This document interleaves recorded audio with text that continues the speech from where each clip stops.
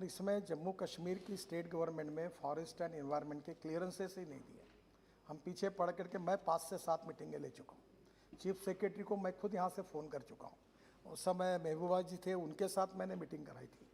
तो प्रॉब्लम ये हुआ कि इसमें क्लियरेंस नहीं हुआ। काम करना बहुत कठिन है क्योंकि पहाड़ी है और पहाड़ी गिर जाती है। तो इसमें कम से कम 3 न्यू टनल हो रही है। टनल और साहब एक टनल जो श्यामा प्रसाद मुखर्जी की है वो नाम से, वो आप देखिए, वो स्टेट ऑफ आर्ट टनल है। और उस टनल में अंदर जाने के बाद उसके साथ एयर कंडीशनिंग जैसा आता है, पूरा हवा बाहर जाती है, कार्बन डाइऑक्साइड, उसके साथ एस्केप टनल बनाई गई है और वो ये रोड पूरा अच्छा बनेगा।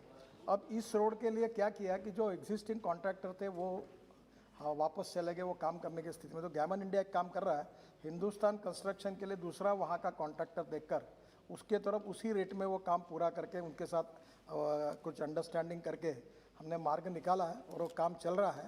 काम होगा एक साल के अंदर, ये रामबन वाले दोनों काम पूरे हो जाएंगे। एक काम 60% हुआ है और एक काम कुछ 55% हुआ है।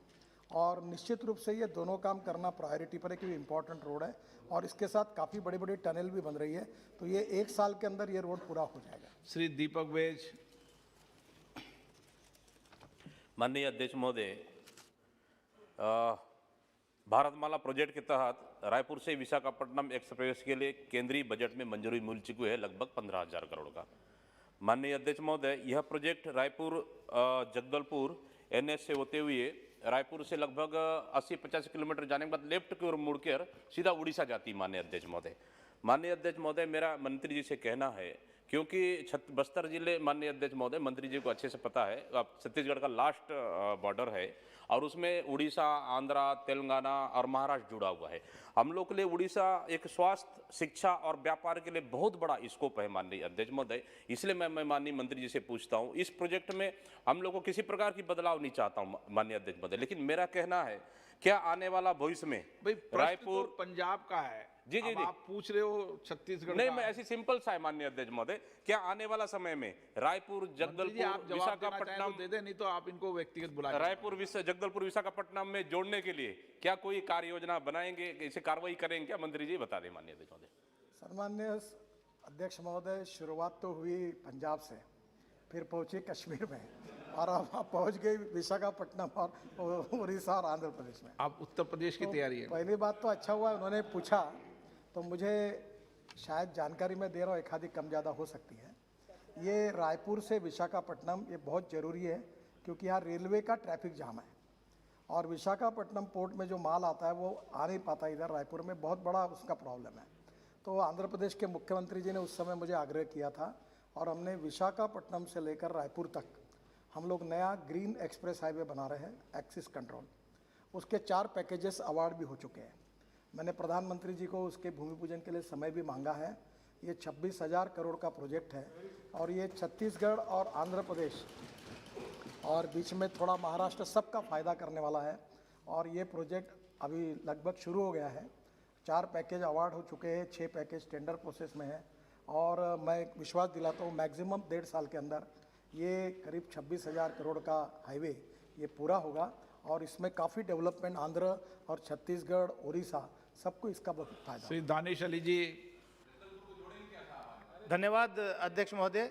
मैं माननीय मंत्री जी से ये कहना चाहूँगा, मेरे क्षेत्र में, क्योंकि जब आप जम्मू कश्मीर और विशाखापट्टनम तक पहुँच गए तो उत्तर प्रदेश दिल्ली से 60-70 किलोमीटर दूर की बात कर रहा हूँ मैं। गढ़मुक्तेश्वर ब्रजघाट जो पश्चिमी उत्तर प्रदेश का हरिद्वार कहते हैं, वहाँ पर म्यूनिसिपैलिटी के बीच में टोल है जो कि नहीं होना चाहिए। लोग सुबह आते जाते हैं, उनको टोल देना पड़ता है। जब DPR बना और एक प्राइवेट कंपनी को दिया गया, उसमें दिक्कत ये भी हुई है साहब, नॉर्मली 60 किलोमीटर पर टोल लगता है, लेकिन मेरे क्षेत्र में ये जानते हुए कि ये टोल म्यूनिसिपैलिटी के बीच में आ रहा है, हर महीने पूर्णमासी पर वहाँ लाखों लोग आते हैं, उसके बावजूद 40 किलोमीटर पे टोल दिया। 40 किलोमीटर पे मेरे यहाँ, मेरा माननीय मंत्री जी से। और एक जो गंगा के पुल पे ब्रजघाट पे गंगा के पुल की मरम्मत पिछले 4 साल से लगातार चल रही है। एक तरफ से बंद है रास्ता, सैकड़ों दुर्घटनाएं हुई हैं और पता नहीं माननीय मंत्री जी इतने एफिशिएंट है, अधिकारियों ने जो जवाब दिया मेरे को, माननीय मंत्री जी का जवाब मिला 6 जून 2020 को कि वो दिसंबर तक पूरा हो जाएगा 2020 तक। अभी फरवरी में मेरे को जवाब दिया है 4 फरवरी को कि वो पूर्ण कंप्लीट हो चुका है। लेकिन वास्तविक स्थिति ये है, अभी पिछले 8 तारीख को जब दिशा की बैठक मैंने ली तो मुझे NHAI के PD ने बताया कि साहब कम से कम 6 महीने और लगेंगे, इस पर 35 करोड़ रुपया खर्च हो चुका है इसकी मरम्मत पर, लेकिन हमें अभी कुछ पता नहीं चल रहा। देख लेना माननीय मंत्री जी। अध्यक्ष महोदय, ये पुराने सरकार के समय ऐसे कुछ टोल है कि जो शहर के अंदर आते हैं, अगर उनको रद्द किए जाएंगे तो वो कॉन्ट्रैक्टर कॉम्पेंसेशन मांगता है, तो उसको पैसे देने पड़ते हैं। तो ये बात बिल्कुल सही है कि बहुत जगह पर उस समय स्वीटनर ऐड करने के हिसाब से ऐसे शहर के बाजू में टोल बनाए गए, वो गलत है और अन्याय करने वाले हैं। उसको निकालने के बारे में निर्णय हुआ है। मैं सदन को आश्वस्त कर दूँगा 1 साल के अंदर सब टोल निकल जाएंगे देश के। पर उसका अर्थ ये है कि टोल नहीं रहेंगे, पर आपको जीपीएस पे, हमारे केवल रोड के एंट्री पर कैमरा रहेगा, जीपीएस पर आपका इमेज कैच करेगा और जहाँ से जाओगे वहाँ और जहाँ से निकलोगे वहाँ उतना ही पैसा आपसे कटेगा, ना टोल होगा ना रोकेगा कोई, ना कुछ होगा। और ये 1 साल के अंदर हम लोग पूरा करेंगे। मनीष तिवारी जी। दूसरा, सम्माननीय स्पीकर महोदय, आपको मैं बहुत अच्छी बात बता रहा हूँ कि ये टोल में चोरियाँ भी बहुत होती थी। अभी इस समय कोविड के कार्यकाल में हमारा टोल का इनकम 24,000 करोड़ साल का था, वो 10,000 करोड़ कम होना चाहिए था। पर अध्यक्ष महाराज, हमने एक फास्ट ट्रैक लाया और 93% फास्ट ट्रैक अब लागू हो गया। अब 7% लोग हैं वो ऐसे लोग हैं कि जो डबल टोल भर रहे पर फास्ट ट्रैक नहीं लगा रहे। हम फुकट में दे रहे तो भी नहीं लगा रहे। उसके पीछे रहस्य क्या है, उसके डिटेल में मैं जाना नहीं चाहता। जो GST और बाकी रॉयल्टी फायल्टी छोड़कर जा रहे हैं तो वो अपना रिकॉर्ड नहीं होना चाहते। पर अभी मैंने ये इंस्ट्रक्शन दिए कि वो 7% पे पुलिस कार्रवाई करो, ताकि ऐसा काम नहीं होना चाहिए। और दूसरी बात जो है कि इसके बाद टोल के बारे में आपको GPS जो लगेगा, तो अभी नए गाड़ियों में लग कर आ रहा है, और पुरानी गाड़ियाँ जिसमें GPS नहीं, वो हम अपने तरफ से फुकट में लगा देंगे, वो GPS भी आपको लग जाएगा और अब इसमें कोई प्रॉब्लम नहीं आएगा और ये निकल जाएगा। सर, रही बात इन्होंने जो बताई है जिस ब्रिज की, उसकी मेरे पास अभी एग्जैक्ट जानकारी नहीं है, पर मैं आपको बुलाकर मैं एक बार वेरीफाई करूंगा। पर यह आपने इसके पहले भी एक बार लोकसभा में ये प्रश्न पूछा था, मुझे याद है 3 साल पहले पूछा था। हाँ, तो आप एक काम कर, यहाँ प्रश्न पूछने के बजाय आप एक आधे बार मेरे पास चाय पीने के लिए तो आ जाइए मैं आपका प्रॉब्लम सॉल्व कर दूंगा, तो निश्चित रूप से सर। मनीष तिवारी जी। धन्यवाद अध्यक्ष महोदय। करते थे उस टाइम। अध्यक्ष महोदय, 9वें सिख गुरु तेग बहादुर साहब का ये 400वीं जयंती है और एक सड़क है जो हरमंदिर साहब को। ये भी बताओ कि माननीय प्रधानमंत्री जी की अध्यक्षता में कमेटी बनी, बड़ा उत्सव मना रहे हैं, भी तो बताओ। मैं अध्यक्ष जी मैं आपको ये आग्रह करना चाहता हूं कि उस कमेटी में जो पंजाब के MP हैं उनको जरूर शामिल करवा दीजिएगा। हाँ अध्यक्ष जी, मैं ये कह रहा था कि वो सड़क है, वो हरमंदिर साहब को तख्त केसगढ़ साहब से जोड़ती है और आगे नैना देवी जाती है। और हरमंदिर साहब और तख्त केसगढ़ साहब सिख धर्म के 2 सबसे बड़े पवित्र स्थान हैं। अध्यक्ष महोदय कि 25 फरवरी 2019 को माननीय मंत्री जी ने खुद उस सड़क की अपग्रेडेशन का शिलान्यास किया था और 581 करोड़ का प्रोजेक्ट था।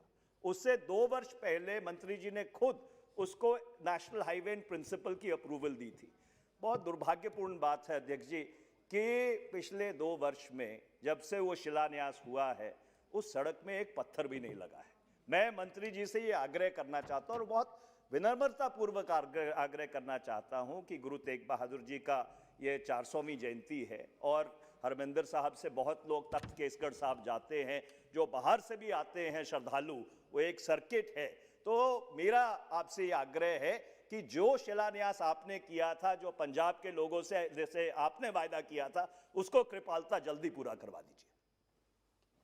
माननीय स्पीकर महोदय, हमने करतारपुर साहब का जो कॉरिडोर था वो रिकॉर्ड ब्रेक टाइम में पूरा करके आजकल सभी लोग वहाँ दर्शन के लिए जा सकते हैं, जो अमृतसर से पाकिस्तान बॉर्डर तक बनाया। उसके साथ साथ दिल्ली कटरा जो है इसमें एक सवाल ऐसा है कि अमृतसर के बाहर से ये एक्सप्रेस हाईवे जा रहा था, तो अमृतसर के अंदर जाने पर उसके ऊपर 6 गुरुद्वारे महत्वपूर्ण थे जिनका गुरु तेग बहादुर सिंह से संबंध था।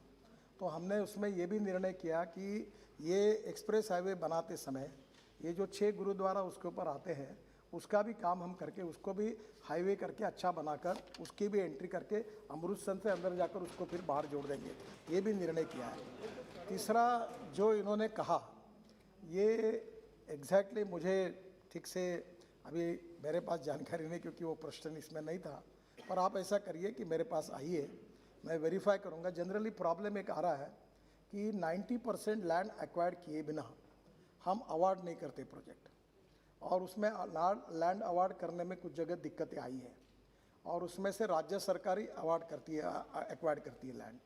तो वैसे कुछ प्रोजेक्ट्स में, पर इसका एग्जैक्ट कारण मुझे मालूम नहीं है।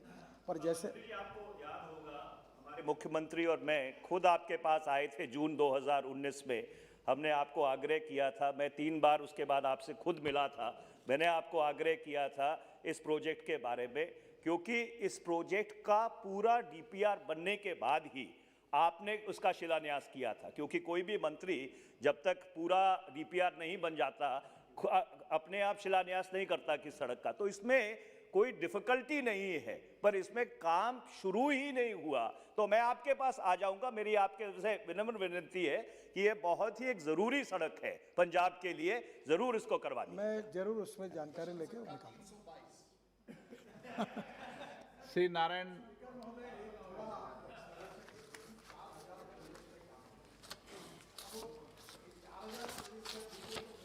वो नहीं होगा। नहीं मैं तो आप ऐसा करिए, अगर ये पहले से कुछ अगर दे देंगे जानकारी तो मैं भी जानकारी लेके आऊंगा। तो कश्मीर से विशाखापट्टनम। नारायण भाई आपको इस मंत्रालय में 6-7 साल हो गए ना। मैं आपके माध्यम से माननीय मंत्री जी से जानना अब चाहता गुजरात आ हूँ गया। कि 2015 में माननीय गडकरी साहब ने भगवान सोमनाथ का दर्शन करके सोमनाथ वेरावल भावनगर NS का भूमि पूजन किया था, और मैं भी इसके साथ था। तो 2018 में वो काम पूरा होने वाला था, 254 किलोमीटर का ये NS है, लेकिन अभी तक 50% काम हुआ है।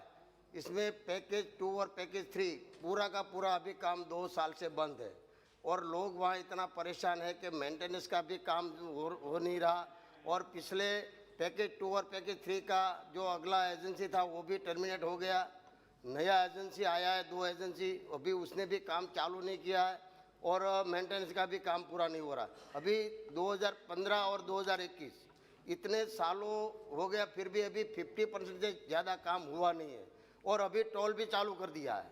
तो लोग भी वहाँ परेशान है, मेंटेनेंस का काम नहीं हुआ तो रोड पे चल भी नहीं सकते।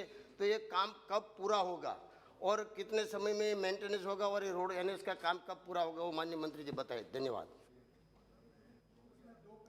काम अटका हुआ है, अब उस कॉन्ट्रैक्टर को हटाया गया है, नया टेंडर निकाला है, उसको रिप्लेस किया गया है। बैंक के साथ बीच में हाईकोर्ट में भी केस गई थी, उसके भी लिटिगेशंस हुए थे, और अब नए कॉन्ट्रैक्टर को काम दिया, उनने शायद मेरे जानकारी से अब काम शुरू किया है, और ये काम अभी जल्दी पूरा होगा। अभी सब क्वेश्चन नंबर आप थोड़ा करिए, नहीं किया 322 श्री M.K. राघवन जी, माननीय मंत्री जी। विनायक राउत जी। धन्यवाद अध्यक्ष महोदय। इस विषय के बारे में मैं मंत्री जी को धन्यवाद दूंगा कि उनकी वजह से NS 66 का काम आज काफ़ी प्रोग्रेस के ऊपर हो रहा है। NH 66 जो है वो पनवेल से चालू हो रहा है, तो 66 और 766 इनको कनेक्ट करने की इसमें पेपर पोर्ट कनेक्टिविटी का इसमें प्रश्न है। तो मैं विनंती करना चाहता हूँ आपके माध्यम से मंत्री जी को कि पिछले 15 साल से NH 66 की जो शुरुआत का रास्ता है पनवेल से इंदापुर तक का, आपके माध्यम से अभी प्रोग्रेस हो रही है, लेकिन मैं विनंती करना चाहता हूँ कि 15 वर्षों से ये रास्ता न होने की वजह से कई समस्या दिक्कतें आ रही है। जैसे इंदापुर से गोवा तक आपने रास्ते को बढ़ावा दिया है, तो वैसा ही काम ये जल्द से जल्दी गणेश चतुर्थी के पहले पूरा करके NS 66 का काम पूरा करने की व्यवस्था करेंगे क्या? अध्यक्ष महोदय, माननीय सदस्य ने जो प्रश्न पूछा है वो हाईवे के संदर्भ में पूछा है, और एक्चुअली जो प्रश्न है वो बेगपुर पोर्ट और पोर्ट कनेक्टिविटी के संदर्भ में है। तो बेगपुर पोर्ट एक केरला का एक महत्वपूर्ण पोर्ट है, कोचीन के बाद दूसरा नंबर का पोर्ट है, और वहाँ दो बर्थ आज के दिन में ऑपरेशनल है। और बेसिक जो क्वेश्चन था वो था कि उसको कनेक्टिविटी के लिए मालापारम बीच से नेशनल हाईवे 66 को जोड़ना है कि नहीं। तो नेशनल हाईवे नंबर 66 को जोड़ने के लिए हमने प्लान किया है। उसके लिए DPR के लिए टेंडर फ्लोट हो गया है, और ये दोनों दृष्टि से ये बेगपुर पोर्ट को भारतमाला योजना के अंतर्गत हम जोड़ देंगे, जैसे कि पोर्ट का डेवलपमेंट हो।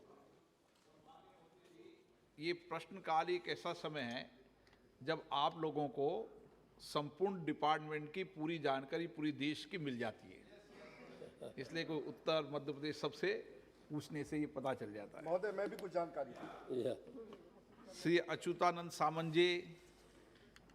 अध्यक्ष महोदय, आपका माध्यम से माननीय मंत्री जी को मैं पूछना चाहता हूँ, भारतमाला परियोजना project a Raipur Visakhapatnam national highway is being laid through Koraput and Nabarangpur. The project is facing many problems and hurdles. Recently, review meeting was also taken where NHI officers were present. Whether the government can provide details of the current status of the said project. थोड़ा विषय का diversion हो रहा है। My self port shipping and waterways minister, मेरा मकसद है सागरमाला योजना के अंतर्गत पोर्ट कनेक्टिविटी को लेके भारत सरकार की क्या योजना है, उसके लिए कुल मिला के भारतमाला में सागरमाला में 88 हमने प्रोजेक्ट आइडेंटिफाई किया है। कई प्रोजेक्ट हमारी मिनिस्ट्री बना रही है, कई प्रोजेक्ट पोर्ट स्वयं बना रहा है, और कई प्रोजेक्ट हमने NHI को दिया है। उसमें से 68 प्रोजेक्ट ये सागरमाला योजना ने कहने से नेशनल हाईवे बना रहा है। इट्स पार्ट ऑफ भारतमाला, और Bharatmala is under of highway ministry. तो जो पोर्ट कनेक्टिविटी का जब विषय है, तब भारत सरकार केवल कोई विषय को टोकन, मोदी गवर्नमेंट टोकन नहीं सोचती, वो टोटल सोचती है। और सारा देश में नेशनल हाईवे की ग्रिड बने, सिटी टू सिटी कनेक्टिविटी हो, इंडस्ट्रियल लोकेशन से कनेक्टिविटी हो, पोर्ट से कनेक्टिविटी हो, ऐसे लोकेशन को आइडेंटिफाई करके सभी माइनर पोर्ट हो, मेजर पोर्ट हो, उसको कनेक्ट करने के लिए जो प्रोग्राम चल रहा है, उसमें से आज के दिन में 88 में से सर कुल मिला के 22 प्रोजेक्ट हमने पूरा कर लिया है। बाकी ऑनगोइंग प्रोजेक्ट है, और हम हमारी समय मर्यादा में प्रोजेक्ट को पूरा करके पोर्ट की कनेक्टिविटी को सुनिश्चित करेंगे। श्री राजीव प्रताप रूडी। ये बड़ा ही जटिल सवाल है, क्योंकि इसमें ऊपर लिखा है भारतमाला, नीचे लिखा है परिवहन, उसके साथ लिखा है वाटरवेज, तो बड़ा जटिल है। लेकिन ये सौभाग्य है कि आज दोनों विभाग के मंत्री हमारे सामने हैं, और विशेष करके तो गडकरी जी का मैं आभार व्यक्त करना चाहूँगा कि इधर इन्होंने एक नेशनल हाईवे अथॉरिटी का बिल्डिंग का उद्घाटन किया जो 16 साल में पूरा हुआ था। तो आपने आश्वस्त किया था अपने भाषण में कि सभी अधिकारी जो उस बिल्डिंग का निर्माण 16 साल में किया, उनकी तस्वीरें लगाई जाएंगी उसमें। तो हम लोग इंतजार में है कि वो काम आपने पूरा किया कि नहीं। माननीय मंत्री जी जो आपके पीछे बैठे हुए हैं, उन्होंने एक पत्र लिखा है। अब देश में क्या होता है कि कोई पुल बना देता है, कोई सड़क बना देता है। अब हमारे यहाँ नेशनल हाईवे ने पुल बना दिया, सड़क बना दिया छपरा से मुजफ्फरपुर का, और PWD का पुल छोड़ दिया। माननीय मंत्री जी ने हमें इनलैंड वाटरवेज डिक्लेयर कर दिया 37, जो गंगा के गंडक से शुरू, सोनपुर से शुरू होकर के काठमांडू तक जाने का रास्ता बनना है। अब बीच में अब ये 3000 करोड़ का प्रोजेक्ट हमारा रुका हुआ है, क्योंकि बीच में 722 जो रेवा घाट पर पुल है वो PWD का रोड है। हाईवे नेशनल हाईवे है, जब प्रोजेक्ट बना तो उसमें पुल को इंक्लूड ही नहीं किया। अब इनका जहाज नहीं चल रहा है, इनका पुल नहीं बन रहा है, तो बेचारे राजीव प्रताप रूडी क्या करे। तो माननीय मंत्री जी को चिट्ठी लिखा, माननीय मंत्री जी ने बड़े मंत्री जी को चिट्ठी लिखा, बड़े मंत्री जी के विभाग में मैंने इस विषय को उठाया। और सिर्फ इसलिए कहना चाहूंगा कि पत्रों का सिलसिला सुना जाए महाराज। 23 मार्च 2020, 24 जुलाई 2020 करते करते मैं लगभग 17 चिट्ठी लिख चुका हूं। और हर तरह मेरा माननीय महोदय से अनुरोध है कि आप मंत्री जी, आप सांसदों की बात करते हैं, सबसे अच्छी बात आपके बारे में है कि आप सांसदों की बात करते हैं। बाकी लोग सरकार की भी बात करते हैं, आप सरकार की बात करते हैं, लेकिन आप सांसदों की बात करते हैं, ये सबसे बड़प्पन है आप में। लेकिन कभी कभी प्रश्न क्या आप है? हमारे आग्रहों को जब स्वीकार कर लेते हैं और जिसकी घोषणा कर देते हैं, तो एक मॉनिटरिंग सेल सर बना दीजिए, क्योंकि फिर उसके बाद वो मॉनिटरिंग सेल अगर अनुचित हो तो आप तुरंत कह दीजिए कि ये नहीं बनाएंगे, नहीं बन सकता है। लेकिन एक बार सैद्धांतिक रूप से सहमति हो गई कि इस काम को कराना है और आपने उसकी स्वीकृति दे दी, छानबीन करा ली, तो आपका मॉनिटरिंग सेल इस सरकार के सदस्यों के उस कार्य के निष्पादन के लिए उस काम को पूरा कराने का कार्रवाई करे। और इसी क्रम में आपने जो भारतमाला योजना के तहत जेपी सेतु पर बिहार के मुख्यमंत्री ने लिखा है, भारतमाला के जेपी सेतु पर जो 4 लेन बनाना है, अब एक योजना बन गई कि 2 नेशनल हाईवे प्रोजेक्ट के बीच में भारतमाला लागू नहीं होगा। भारतमाला आपने पहले घोषणा किया, उसके बीच में 2 नेशनल हाईवेज आ गया। माननीय सदस्य, आप प्रश्न पूछ लें। मेरा एक ही प्रश्न है, एक तो जेपी सेतु पर पुल का निर्माण का जो बिहार सरकार ने आपसे आग्रह किया, भारतमाला योजना में स्वीकृत है, और दूसरा है कि रेवा घाट पर जो ये पुल बनना है ताकि हमारा बड़ा जहाज उस नदी से, गंडक नदी से नेपाल तक पहुंच सके। ये 2 विषयों के बारे में दोनों मंत्री मिलकर अगर जवाब देंगे तो मुझे बहुत खुशी। ठीक है, धन्यवाद। माननीय अध्यक्ष जी, राजीव प्रताप रूडी जी ने जो प्रश्न किया है, हमारे राजीव प्रताप रूडी जी के साथ व्यक्तिगत भी हम बैठ के उसके ऊपर चर्चा करेंगे, लेकिन महत्वपूर्ण विषय यह है वाटरवेज डेवलप करके उसके एक क्षेत्र में कालूघाट टर्मिनल हमें बनाना है। मेरे पास एक रिकमेंडेशन आई है बिहार सरकार की ओर से, वो पोर्ट बनाना चाहते हैं। मैं आपको आश्वस्त करना चाहता हूँ कि आपके यहाँ बड़ा वेसल चलेंगे। यहाँ पटना तक, कालूघाट तक 2.5 मीटर का ड्राफ्ट आज ऑलरेडी अवेलेबल हो गया है। 2.5 मीटर ड्राफ्ट में अच्छा एक मिडल साइज़ का वेसल चल पाएंगे, और उसको देखते हुए उससे फ़ायदा ये होगा कि आपको पारादीप, आपकी गवर्नमेंट चाहती है कि हमें पारादीप में पोर्ट दो, पारादीप में आपको पोर्ट बनाने की आवश्यकता नहीं है, आपके यहाँ ही रिवराइन पोर्ट बन जाएगा, वहाँ से बिहार का कार्गो मूव करेगा, और वाटरवेज के माध्यम से आप डायरेक्ट समुद्र से जुड़ जाएंगे और समुद्र से आप एक्जिम कार्गो एक्सपोर्ट भी कर पाएंगे। ये व्यवस्था वहाँ सुनिश्चित हो रही है। अच्छा काम है आपका। 323 नहीं, माननीय सदस्य प्लीज। 323 श्री गोपाल ठाकुर जी।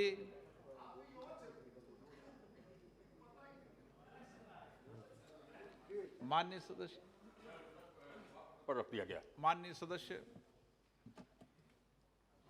महोदय,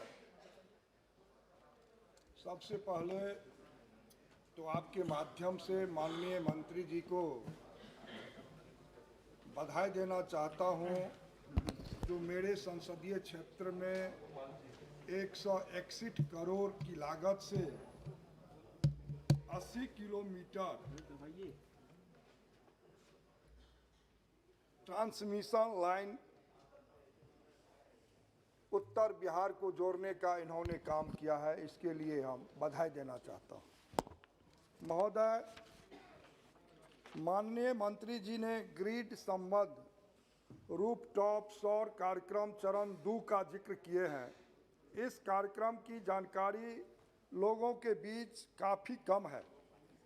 इसके बेहतर कार्यान्वयन हेतु इस योजना के प्रचार प्रसार एवं लोगों को जागरूक करने की आवश्यकता है, ताकि लोग इस योजना का लाभ बड़े स्तर पर उठा सकते हैं, क्योंकि भविष्य को देखते हुए ऊर्जा का इससे अच्छा विकल्प वर्तमान कुछ नहीं हो सकता। महोदय, दूसरा विषय माननीय मंत्री जी ने जिक्र किया है पीएम कुसुम योजना का, जिसमें इस योजना के तहत 2 मेगावाट क्षमता तक का सौर विद्युत संयंत्र लगाया जा सकता है। मैं आपके माध्यम से माननीय मंत्री जी को जानकारी देना चाहता हूं कि इस योजना में भी ग्रामीण क्षेत्रों के लोगों के बीच कोई जानकारी बहुत नहीं है, तो क्या मंत्री जी इसके लिए पंचायत स्तर पर जागरूकता अभियान शुरू करने और प्रखंड स्तर पर एक सहायता केंद्र स्थापित करने की कोई योजना बना रहे हैं, ताकि संबंधित लोग इस योजना का लाभ उठा सके? अध्यक्ष महोदय, माननीय सदस्य का सुझाव बहुत ही माकूल है, बहुत ही अच्छा है, और इस पर हम काम कर रहे हैं। माननीय सदस्य महोदय देखेंगे कि 1-1.5 महीने के अंतर्गत जगह जगह प्रखंड कार्यालयों में, पंचायत कार्यालयों में हमारे रूफटॉप योजना की भी और कुसुम योजना के भी पोस्टर्स, बैनर्स लग जाएंगे, क्योंकि माननीय सदस्य का कहना सही है कि जब तक कि लोगों को जानकारी नहीं होगी तब तक वो मांग कहाँ से पैदा करेंगे। तो इसीलिए ये कम्युनिकेशन प्लान हमारा स्वीकृत है, और उसके लिए हम लोगों ने जिम्मेवारी भी तय कर दी है कि कौन कहाँ होर्डिंग और पोस्टर लगावेंगे। तो माननीय अध्यक्ष महोदय आपके माध्यम से कहना चाहता हूं कि ये हो रहा है। क्वेश्चन नंबर 338 भी क्लब किया जाता है। श्री दुष्यंत सिंह जी, हो गया, आपने एक साथ दो पूछ लिए थे इसलिए। स्पीकर साहब, I would like to ask the honourable minister sir, इनने पूछा है कि इस क्वेश्चन में इन्होंने सोलर लाइट्स, सोलर लैंप्स और सोलर पंप्स के बारे में बोला है।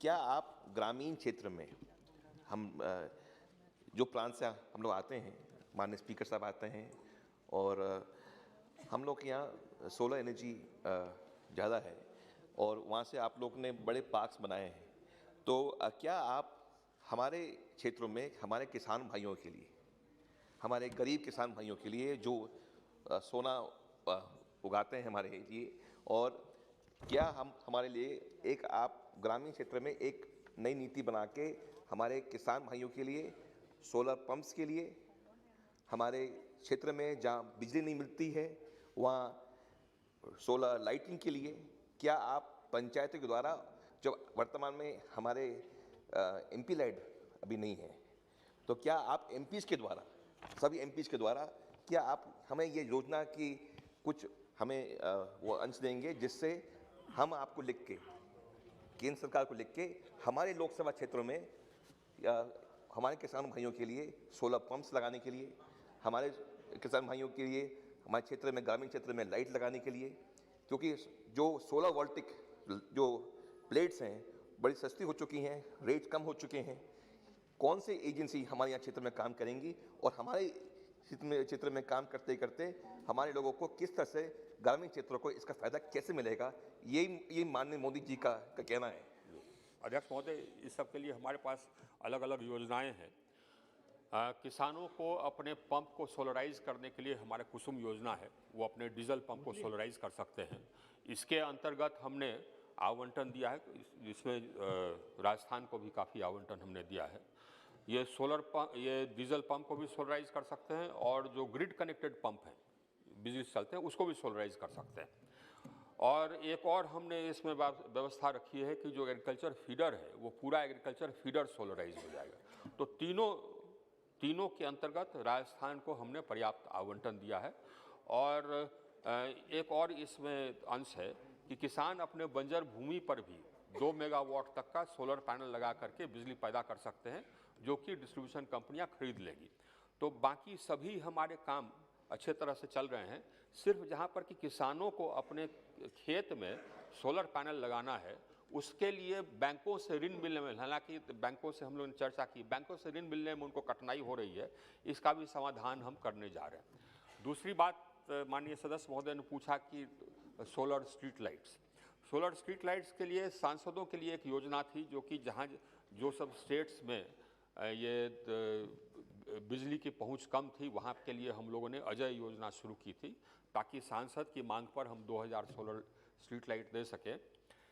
वो उसमें समग्र राजस्थान शायद था नहीं, लेकिन एक और हमारी योजना है ये सोलर स्ट्रीट लाइट्स के लिए, जिसके अंतर्गत हमारे पास आवंटन उपलब्ध है, और राज्य सरकार मांगेगी तो वो हम आवंटन देंगे, और आपके यहाँ गांव में सोलर स्ट्रीट लाइट्स उसके अंतर्गत लग सकते हैं। क्वेश्चन नंबर 324 सी थॉमस, माननीय मंत्री जी।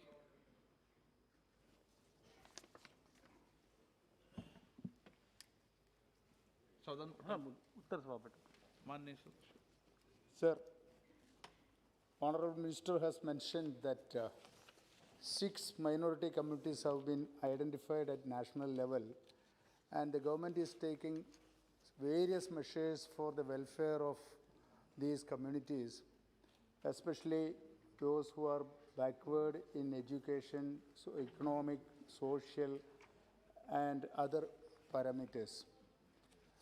In Kerala, the major communities, minority communities, are only 2, that is Christians and Muslims. Out of the total population of the state, 18.38% is Christians and 26.56% is Muslims. Sir, I have only one question to ask to Honorable Minister. when we distribute the benefits to the various minorities, it should be equitably distributed considering the population of the state. But it is understood that in the state of Kerala, it is being divided at 80 to 20%. So I would like to request the Honorable Minister to make an equitable distribution based on the number of population of each community. आदरणीय speaker साहब, हमारी सरकार का विकास का मसौदा vote का सौदा न था, न है, न रहेगा।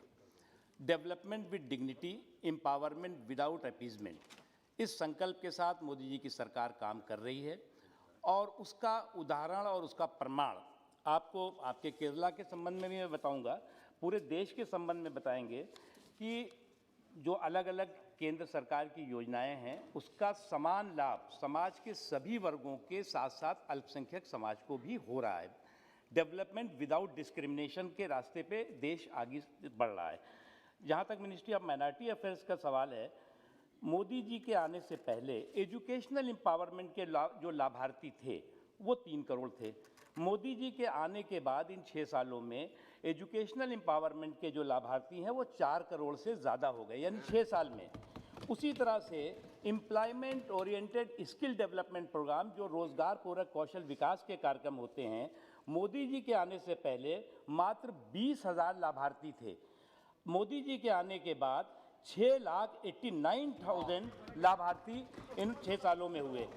जो फाइनेंशियल असिस्टेंस दी जाती है स्टार्टअप, स्टैंड अप, छोटे व्यापार करने वालों को, उसके अलावा आर्टिजन्स को, उनको जो है मोदी जी के आने से पहले जो है वो 6,94,000 बेनिफिशरी थे और मोदी जी के आने के बाद 8,50,000 बेनिफिशरीज हैं।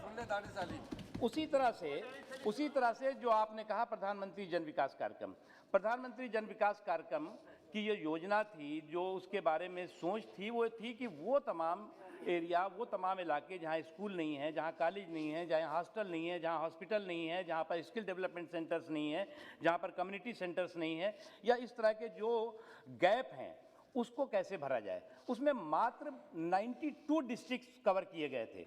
मोदी जी के आने के बाद प्रधानमंत्री जन विकास कार्यक्रम के तहत लगभग 70% जो ज़िले हैं देश भर के या ब्लॉक्स हैं वो कवर कर लिए गए हैं। जो बात आप कह रहे हैं कि वो उसमें कवर हो रहा है, उसी तरह से जैसे केरल है, केरल में मात्र 1 या 2 डिस्ट्रिक्ट से आपको मालूम होगा, लेकिन आज जो है वो केरल में 1-2 डिस्ट्रिक्ट नहीं रह गए हैं। केरल में जो है वो बहुत से ज़िले हैं जो इसमें कवर कर लिए गए हैं और प्रधानमंत्री जन विकास कार्यक्रम के तहत उसका लाभ उनको मिल रहा है। उसके अतिरिक्त मैं एक छोटी सी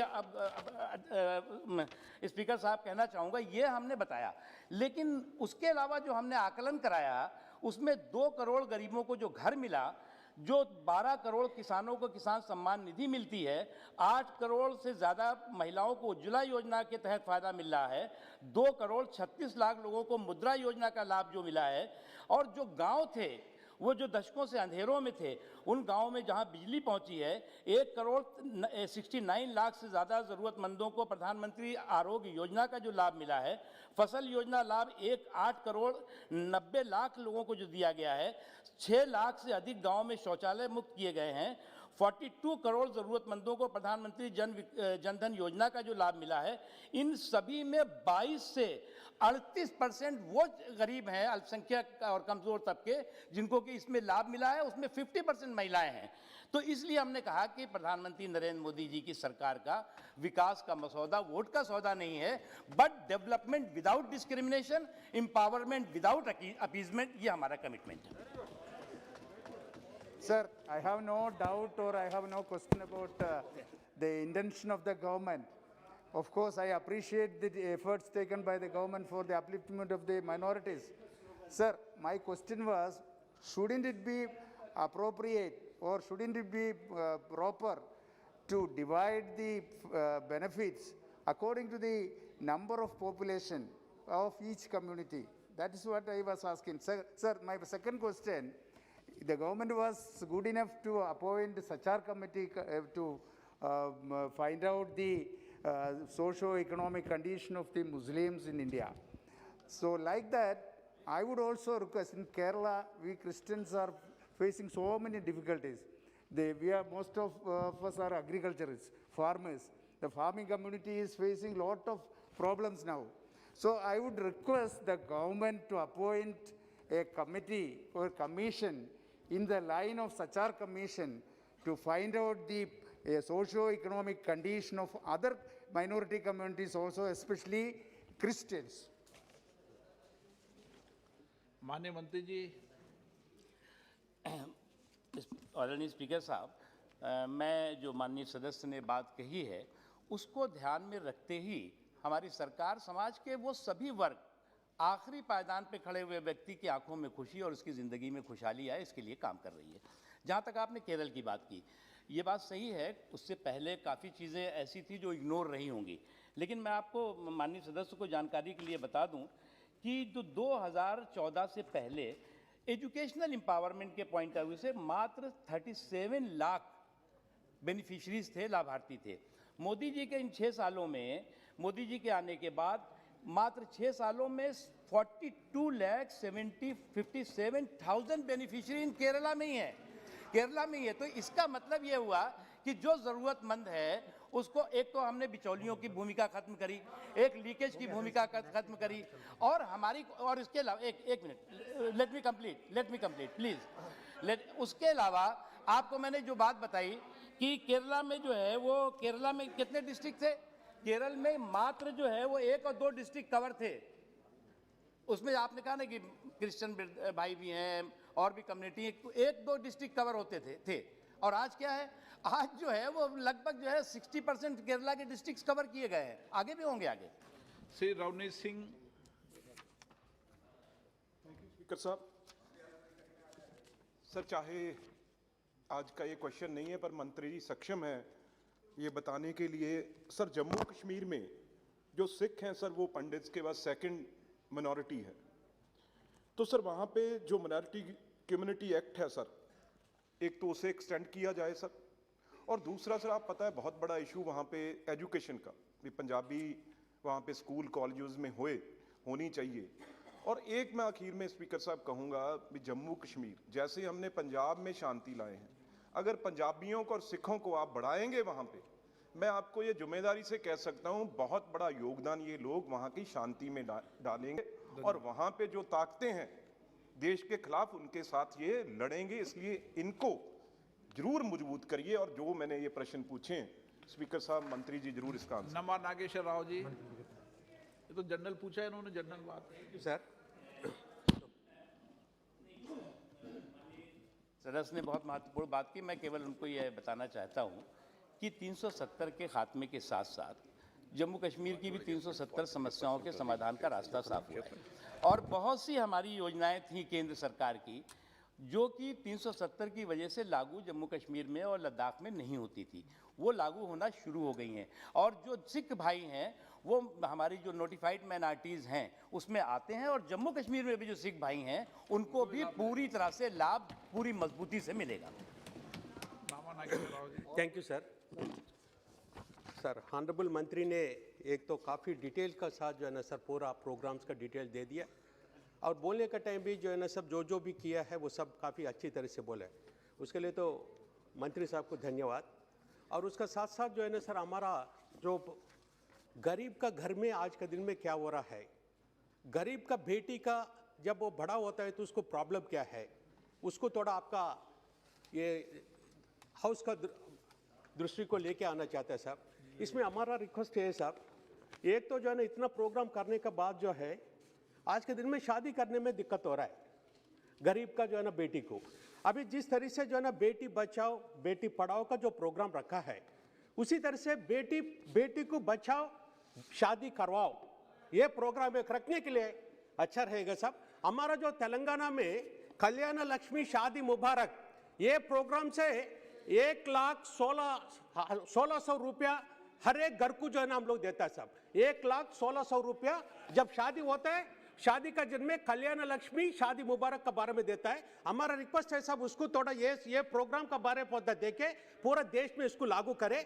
उसी का साथ साथ जो है ना सब थोड़ा माइनॉरिटीज का जो है ना सर अभी भी इलिटरेट का परसेंटेज नहीं, उसमें जो है ना एजुकेशन में जो है ना सर आगे नहीं बढ़ रहा है, उसके लिए भी क्या करना है उसका देखिए सब जरूर जो है ना सर ये प्रोग्राम पार्टी ये सब इर्रेस्पेक्टिव ऑफ द पार्टीज, ये गरीब का घर में शादी के लिए सब लोग मदद करना है। ये जो प्रोग्राम को पूरा इंडिया में इंप्लीमेंट करना है, ये हमारा मांग है सब। थैंक यू साहब। आदरणीय स्पीकर साहब, महिलाओं के बारे में और बच्चियों के बारे में जो माननीय सदस्य ने चिंता व्यक्त की है वो बहुत स्वाभाविक है। हम उसको हम जो है वो सर माथे पे लेते हैं और इसी को ध्यान में रखते हुए प्रधानमंत्री नरेंद्र मोदी जी की सरकार ने ट्रिपल तलाक जैसी कुरीति का खात्मा किया। इसी को ध्यान में रखते हुए बिना महरम के यानी बिना पुरुष रिश्तेदार के हज यात्रा पर मुस्लिम महिलाएं नहीं जा पाती थी, उस जो प्रतिबंध को ख़त्म करके और बिना महरम के मुस्लिम महिलाएं हज यात्रा पर पिछली बार भी गई, उससे पिछली बार भी गए और आगे अब भी जाएंगी। और उसके साथ साथ ये विदाउट सब्सिडी जा रही हैं। उसके साथ ही जो हमने 4 करोड़ से ज़्यादा स्कॉलरशिप बताई, उस 4 करोड़ से ज़्यादा स्कॉलरशिप में 50% लड़कियों को स्कॉलरशिप दी गई है, जिसकी वजह से जो स्कूल ड्रॉप आउट रेट है वो नीचे जा रहा है, घट रहा है। जहाँ तक आपने शादी की बात की, आपके राज्य में ये हो रहा है। धन्यवाद। Question number 325 Shri SR पार्थिगन। माननीय मंत्री जी। क्वेश्चन नंबर 326 श्रीमती भावना गावित पाटिल जी। 326 सर।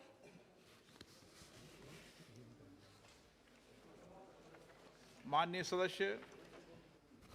अध्यक्ष जी, पहले तो मैं मंत्री जी का सिर्फ धन्यवाद ही नहीं करना चाहती हूँ, तो हृदय से धन्यवाद देना चाहती हूँ। सब लोग धन्यवाद देते हैं क्योंकि मेरा जो क्षेत्र है वाशिम यवतमाल, उस वाशिम क्षेत्र के लिए करीबन 90% हाईवे के काम हमारे मंत्री जी ने पूरे किए हैं। अब मेरा ये जो वाशिम डिस्ट्रिक्ट है वो आकांक्षा डिस्ट्रिक्ट में आता है, जो केंद्र सरकार के वो आकांक्षा डिस्ट्रिक्ट की सूची में है। तो आकांक्षा डिस्ट्रिक्ट है तो मेरा भी थोड़ा आकांक्षा बढ़ेगा, एस्पिरेशन बढ़ेगा, क्योंकि 90% काम हुआ है तो 10% जो काम मेरे अभी तक बाकी है, तो क्या मंत्री जी 2022-24 के प्लान में मेरे क्षेत्र के रहे हुए आकांक्षा डिस्ट्रिक्ट के काम उसमें समाविष्ट करेंगे क्या, ये मैं पूछना चाहती हूँ। माननीय स्पीकर महोदय, ये बात सच है कि हमारे देश में प्रधानमंत्री ने 115 एस्पिरेंट डिस्ट्रिक्ट्स निकाले हैं और ये डिस्ट्रिक्ट निकालते समय जो सोशली, इकोनॉमिकली, एजुकेशनली बैकवर्ड है उसे निकष पर ये किया गया है। और हमारे देश में जो डेवलपमेंट हुई है उसमें एग्रीकल्चर, रूरल और ट्राइबल, जहाँ फॉरेस्ट होता है, और उसके साथ साथ ये इसी एरिया में जैसे सम्मानित सदस्य कह रही है वो एस्पिरेंट डिस्ट्रिक्ट्स आते हैं। हमारी सरकार की पूरी तरह से चाहे MSME हो चाहे कोई भी विभाग हो, हमारे सोच में सबसे ज़्यादा प्रायोरिटी जो शोषित पीड़ित दलित है, सोशली, इकोनॉमिकली, एजुकेशनली बैकवर्ड है, उनके लिए है। और इसीलिए प्रधानमंत्री जी ने नॉर्थ ईस्ट के लिए हम सबको जाने के लिए भी कहा, काम करने के लिए कहा, और अब मैं वहाँ कम से कम हमारे यहाँ से 1 लाख करोड़ के रोड बना रहे हैं। तो जैसे सम्मान्य सदस्य ने कहा, वाशिम में डिस्ट्रिक्ट भी विदर्भ का, जहाँ से सम्मान्य संसद आती है, वो एस्पिरेंट डिस्ट्रिक्ट है महाराष्ट्र का। और ये डिस्ट्रिक्ट में और एक विशेषता है कि हमारे विदर्भ में, मैं भी नागपुर से हूँ, 10,000 से ज़्यादा किसानों ने आत्महत्या की है। और आत्महत्याग्रस्त डिस्ट्रिक्ट में भी यवतमाल, अमरावती, अकोला, बुल्ढाना और वाशिम ये भी आता है। और इसलिए इसके विकास के तरफ पूरी तरह से हमारा ध्यान है। जहाँ तक मेरे पास पत्र जो है जितने सम्मान्य सदस्यों के, उनके लगभग सब काम मंजूर किए हैं। और एक ROB का काम था, वो नहीं होने वाला था, वो भी हुआ है। पर अभी मुझे महाराष्ट्र का जो एनुअल प्लान है वो मेरे हिसाब से अभी 5,000 करोड़ का इस बार हमें वित्त मंत्री ने अच्छा बजट दिया है। और मैं अभी 2 दिन पहले ही मैंने विभाग के लोगों को कहा है कि आप सबका एनुअल प्लान 3 गुना बढ़ा दो, इसमें कोई रिस्ट्रिक्शन मत रखो। जितना आपको प्रोजेक्ट करना है उसके डीपीआर, लैंड एक्विजिशन सब डिटेल लेके भेजो, जितना कराए उतने काम आप क्लियर करो, क्योंकि पैसे की कोई कमी नहीं है। तो आपके डिस्ट्रिक्ट में एनएचआई पर आपको एनुअल प्लान में अभी तक आपने जो बोला था वो सब काम तो मैंने पूरे किए, मेरे पास आपके पत्र हैं। अब इसके अलावा अगर कोई चाहिए है तो मुझे तुरंत बताइए, मैं एनुअल प्लान में वो उसमें निश्चित रूप से लूँगा। और एस्पिरेंट डिस्ट्रिक्ट को हमारी हाईएस्ट प्रायोरिटी होगी, वहाँ का रोड इंफ्रास्ट्रक्चर डेवलप करने के लिए पहले प्रायोरिटी मिलेगी, मैं विश्वास देता हूँ। श्री श्रीनिवास पाटिल, धन्यवाद। आप पूछना चाहते हैं? सप्लीमेंट? एक मौका इनको दे दें। जी जी, अंकल काका के लिए कोई बात नहीं, थैंक यू। जैसे भावना जी ने बताया, आदरणीय गडकरी साहब ने जो अभी एक रिकॉर्ड किया है 44 किलोमीटर पर डे लंबाई बढ़ाने का, उसके लिए, और उनका जो रोड प्रोजेक्ट के बारे में हाईवे में काम चल रहा है वो प्रशंसनीय है। हालांकि मैं आपके साथ नागपुर में सीमेंट कंक्रीट के रोड बनाने का पहला काम 25 साल पहले हम दोनों ने किया है, इसीलिए मैं चाहता हूं कि मेरे जो सातारा क्षेत्र है उसमें पारगांव करके एक गांव है जहां एक्सीडेंट बढ़ते हैं, वो ब्रिज के बारे में, और अंडर ब्रिज और ओवर ब्रिज के ऊपर अगर इलेक्ट्रिक का कुछ सुविधा हो तो रात को जो एक्सीडेंट होते हैं वाहन खड़े रहने की वजह से वो टलेंगे। और कराड़ में मेरे गांव में एक कोल्हापुर नाका है जिसपे 3 लेन ब्रिज बना है और एक्सीडेंट बढ़ गए हैं, तो 6 लेन करने की कृपा वो करे। और पूना से शेंद्रे तक हालांकि रोड बना है लेकिन हालत अच्छे नहीं, इसलिए अगर आप थोड़ा ध्यान दें तो मुझे लगता है कि और भी प्रशंसनीय होगा। खंबाटकी में 2 सुरंग बन रहे हैं, उसका भी काम अगर जल्दी से हो तो मैं आपका ऊपर दूंगा। मुझे जो अपॉर्चुनिटी साहब आपने दिए इसलिए मैं आपका आभारी हूँ। धन्यवाद। स्पीकर महोदय, ये सम्मान्य सदस्य ने जिसका उल्लेख किया है, ये निश्चित रूप से आप सबके सहयोग के कारण ये डिपार्टमेंट के लिए अभिमान का विषय है कि वर्ल्ड का रिकॉर्ड एक दिन में 25 किलोमीटर बिटुमेन 1 लेन का रोड 24 घंटे में पूरा करने का काम महाराष्ट्र में ही सोलापुर बीजापुर इस रोड पर हुआ।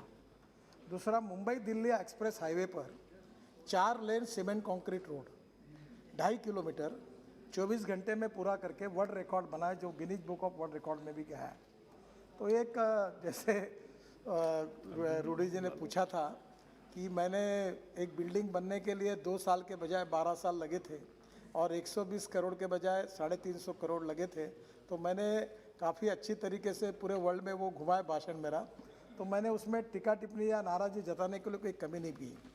पर मेरा प्रॉब्लम है कि जब मैं अच्छे काम के बारे में बताता हूँ तो वो अखबार वाले छापते नहीं, और जब टीका टिप्पणी करता हूँ तो वो छाप के आता है। तो पहली बात, डिपार्टमेंट में अच्छा काम भी करने वाले इंजीनियर्स हैं, और निश्चित रूप से जो कुछ काम होता है जिसका श्रेय आप मुझे देते हो वो मेरा अकेले का श्रेय नहीं है, वो कलेक्टिव टीम स्पिरिट है। सभी इंजीनियर से लेकर सब लोग बेचारे जब काम करते हैं तो भी यश मिलता है, तो इसलिए स्वाभाविक रूप से उनका है। सम्मान्य पाटिल साहब ने अभी जो उल्लेख किया है वो पुणे सातारा रोड के ऊपर काफ़ी समस्याएं थी, वो काफ़ी सुलझाई गई है। मुझे लगता है कि अभी इतने में पुणे में गया नहीं हूँ, पर शायद 1-2-3 महीने में वो ख़त्म हो जाएंगी। फिर सातारा से कागल रोड है जिसमें उनका कराड़ में घर आता है, तो वो जो ब्रिज है उसको डबल करने के बारे में, और जो एक्सीडेंट स्पॉट होता है उसके बारे में, अगर वो NH होगा, क्योंकि मेरा अधिकार केवल NH पर ही है बिल्कुल, तो आप आज के आज मुझे उसका एक पत्र नोटिंग तुरंत दे दीजिए। एक्सीडेंट के बारे में हम बहुत संवेदनशील हैं, और मैंने ऑलरेडी ये भूमिका रखी है और इंस्ट्रक्शन दी है कि एक बार रोड नहीं बने तो चलेगा, पर एक्सीडेंट्स को रोकना है। सर, मैं सदन के सभी सदस्यों को आह्वान करूंगा कि इनके सबकी अध्यक्षता में हमने एक कमेटी बनाई है, और सर ये कमेटी जिलाधिकारी उसके सचिव हैं, और मुझे बहुत दुखद इससे कहना पड़ता है कि कोविड से जितने लोग नहीं मरे, कोविड में 1,46,000 लोग अपने देश में भी गए हैं, और एक्सीडेंट में 1,50,000 से ज़्यादा लोग मरते हैं। और अध्यक्ष माननीय स्पीकर महोदय, इसमें से 18 से 35 वयोगट के 65% यंग लड़के और लड़कियां हैं। और मेरा अनुरोध है कि ये काम हमारे लिए सबसे प्राथमिकता का है। मैं सभी सांसदों को आह्वान करता हूँ कि ये कमेटी बनी है। मेरे यहाँ हमारे यहाँ विकास महात्मे करके राज्यसभा के सम्मान्य सदस्य हैं, उनको मैंने उस कमेटी का कार्याध्यक्ष बनाया और उनने 85 ब्लैक स्पॉट्स रिमूव किए। पाटिल साहब, आपके अध्यक्षता में सातारा जिले की कमेटी अस्तित्व में है। आप उस कमेटी में state highway, national highway, district road और म्यूनिसिपल कार्बन सबका आढ़ावा लीजिए। उस कमेटी का एसपी भी मेंबर है, कलेक्टर पर जिम्मेदारी है। और जो एनएचआई के तरफ से जो कमियां हैं वो मेरे तरफ भेजिए। मैं बहुत नम्रतापूर्वक सबको आह्वान करता हूं, क्योंकि मेरा भी एक्सीडेंट हुआ है, 4 जगह मेरा पैर टूटा है। तो मैं आह्वान करता हूं कि ये आपके कॉन्स्टिट्यूंसी में 0 एक्सीडेंट, ये अभी तमिलनाडु ने अच्छा काम किया। उन्होंने 1 साल में वर्ल्ड बैंक के सहयोग से 52% एक्सीडेंट कम किए और 54% लोगों की जान बचाई। तो मैं आपको यही कहूँगा कि आपके स्टेट में भी तमिलनाडु का अनुकरण करके, और आपकी अध्यक्षता में जो कमेटी बनी है उसमें कोई गतिरोध हो गए, कोई अड़चनें आएगी या राष्ट्रीय महामार्ग से मुझे तुरंत बताइए।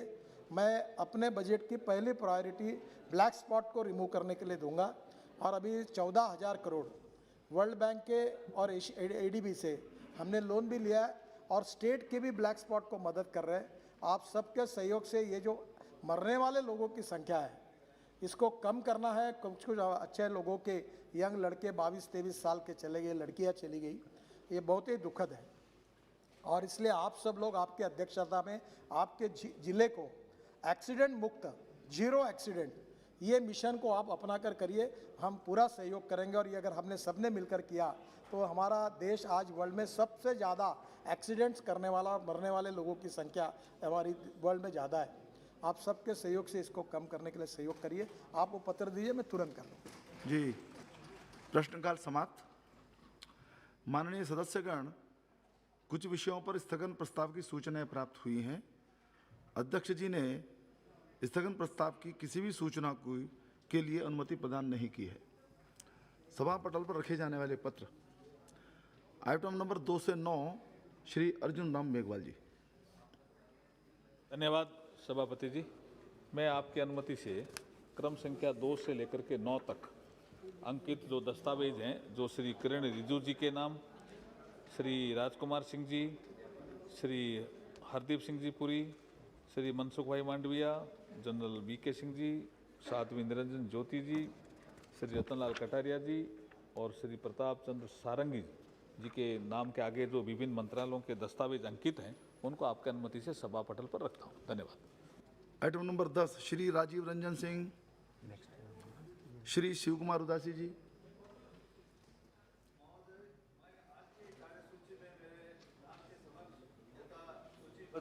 ऊर्जा संबंधी स्थायी समिति के 6 विवरणों हिंदी और अंग्रेजी संस्करण की एक प्रति प्रस्तुत करता हूं। धन्यवाद। आइटम नंबर 11, श्री भानु प्रताप सिंह वर्मा जी। धन्यवाद अध्यक्ष जी।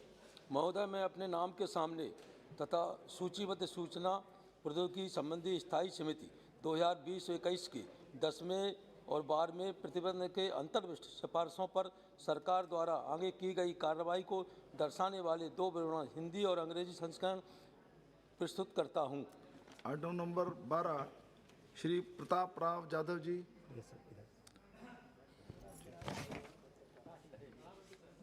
महोदय, मैं आज की कार्यसूची में मेरे नाम के सन्मुख यथा सूचीबद्ध ग्रामीण विकास संबंधी स्थायी समिति के की गई कार्रवाई प्रतिवेदनों में अंतर्विष्ट सिफारिशों पर आगे की गई कार्रवाई को दर्शाने वाले की गई कार्रवाई विवरण हिंदी और अंग्रेजी संस्करण सभा पटल पर रखता हूं। Item number 13, Shri Nitin Gadkari ji. जी। सम्मान्य स्पीकर महोदय, आदरणीय वित्त मंत्री जी ने इस समय बजट में स्क्रैपिंग पॉलिसी के बारे में घोषणा की थी।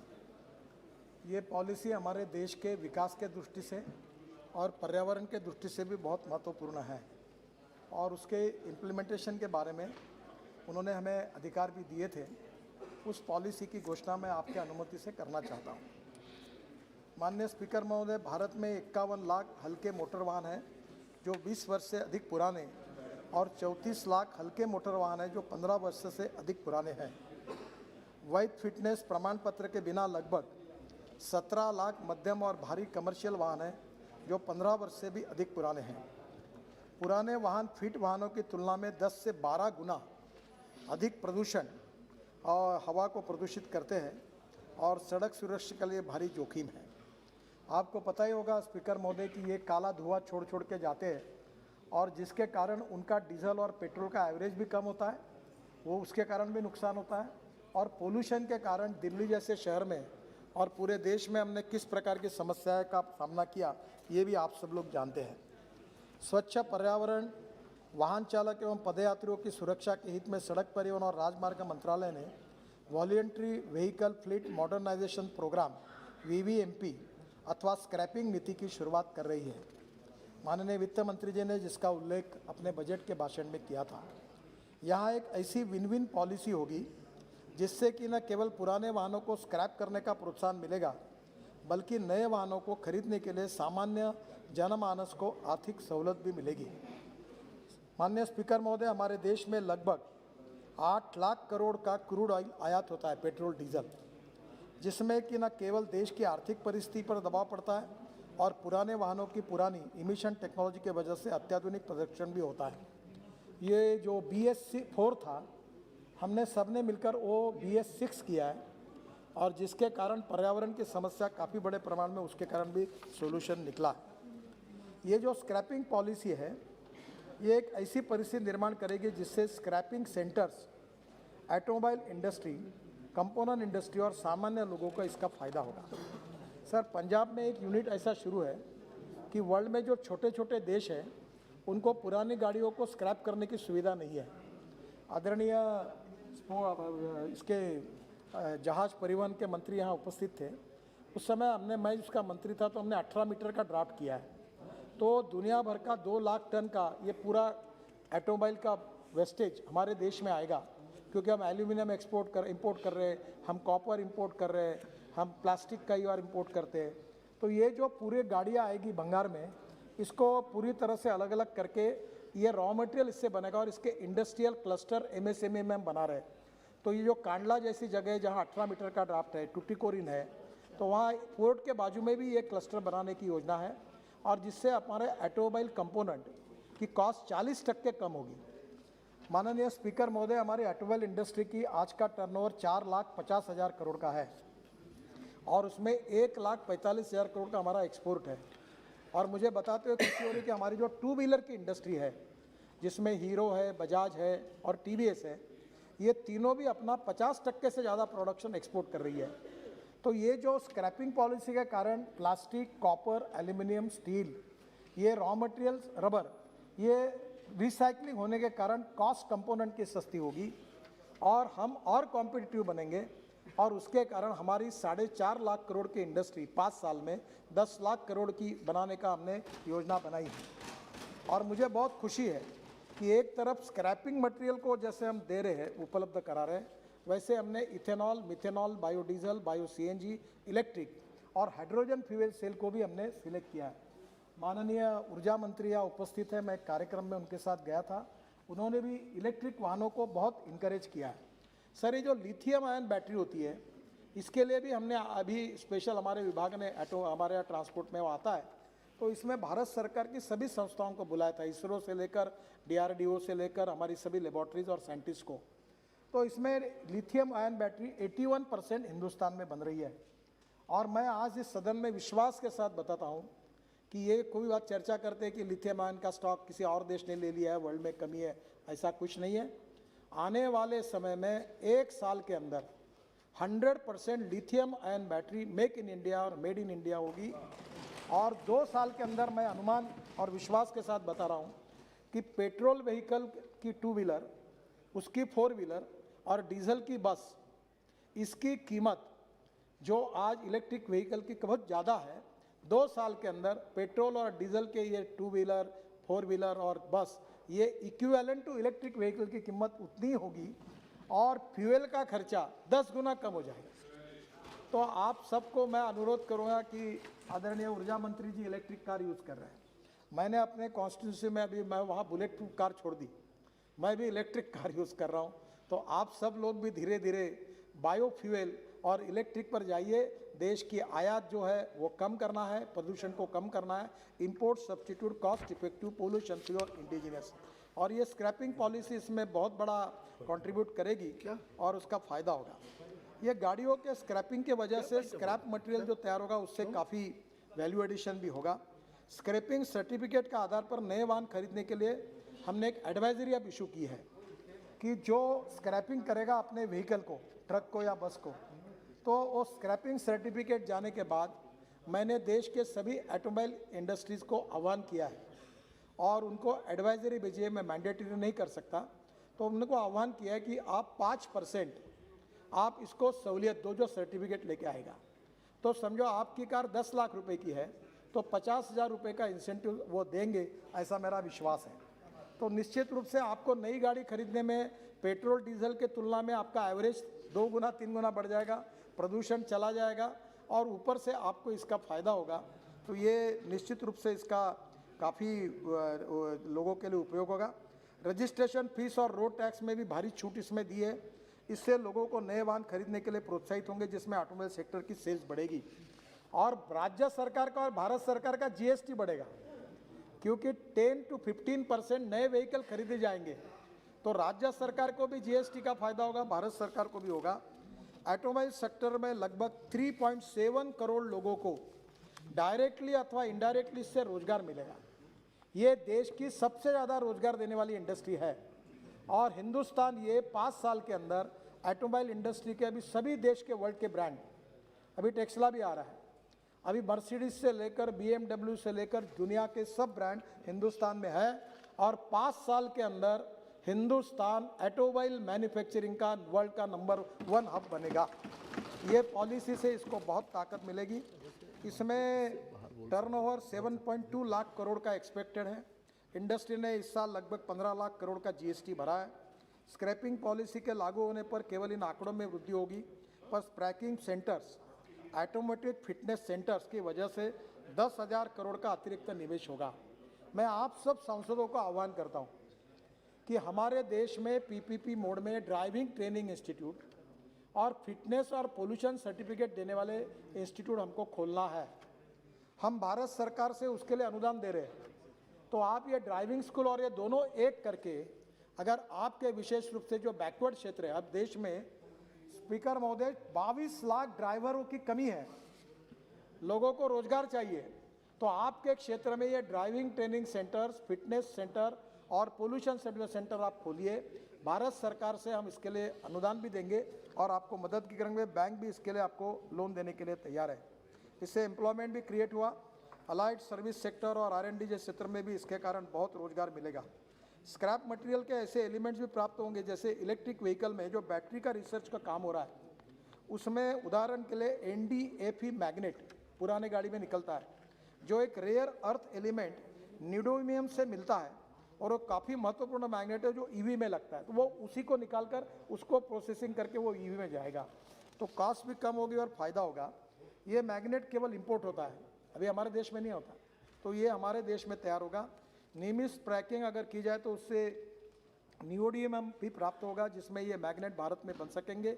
लिथियम, एल्यूमिनियम, सोडियम और जिंक, ये जैसे लिथियम आयन बैटरी है तो sodium ion, aluminium ion, steel ion और इसके साथ साथ जिंक आयन, ये चारों का भी हमारे देश में रिसर्च हो रहा है। और 2-3-4 साल लिथियम आयन बैटरी बनाएंगे, बाद में ये तो एम्पल लेवल पर है और हमारे देश के टेक्नोलॉजी में इतना आगे जा रहे हैं कि हम इसमें निश्चित रूप से आगे वर्ल्ड का लीडरशिप हमारे पास में आएगी। नए वाहन में पुराने वाहन के मुकाबले मेंटेनेंस कॉस्ट भी कम है, फ्यूल इफिशिएंसी भी ज़्यादा है और प्रदूषण भी कम है। मैं सभी स्टेक होल्डर्स के इंटरेस्ट में एक अपप्रचार किया जा रहा है कि तुम्हारी पुरानी गाड़ी स्क्रैप होगी, तुम्हारा नुकसान होगा, गरीब का नुकसान होगा, ऐसा नहीं है। इससे निश्चित रूप से फ्यूल इफिशिएंसी में फ़ायदा होगा। मैं आपको एक उदाहरण बताता हूँ कि जब मुंबई पुणे हाईवे बनाया था तो 9 घंटे लगते थे, मैं समय मंत्री था महाराष्ट्र में, तो लोग नाराज़ हो गए, टोल देना पड़ा। तो मैंने उनको कहा कि 9 घंटे के बजाय आप 2 घंटे, 2.25 घंटे में आते हैं, तो 9 घंटे जो गाड़ी चलती है उसके बजाय 2 घंटे में आते हैं, तो फ्यूल कम हो गया। जब आपने अभी नई कोई गाड़ी का इंजन होता है, उसका एवरेज अभी इतना बढ़ता है और पुराने गाड़ियों का उससे आधा से भी कम होता है और धुआं छोड़ता है, तो ये फ्यूल की बचत भी इसमें है। इसलिए ये कोई जनता को भुर्दंड देने वाली बात नहीं है, और इसलिए सभी स्टेक होल्डर्स के इंटरेस्ट को देखते हुए हमने इसको ये शुरू किया है। इसका नोटिफिकेशन 30 दिनों की अवधि के लिए पब्लिक डोमेन में रहेगी। स्क्रैप में क्राइटेरिया मुख्यतः वाहनों के फिटनेस और कमर्शियल वाहनों के मामलों में ऑटोमेटेड फिटनेस के माध्यम से जो केंद्र होंगे वो उसके बारे में नॉन रजिस्ट्रेशन के आधार पर होगा। यह मापदंड जर्मनी, यूके और जापान जैसे जो वर्ल्ड में देश है, क्योंकि उनके स्टैंडर्ड के हिसाब से हमने बनाए हैं वैश्विक मानकों की बेस्ट प्रैक्टिसेस का तुलनात्मक अध्ययन करने के बाद में।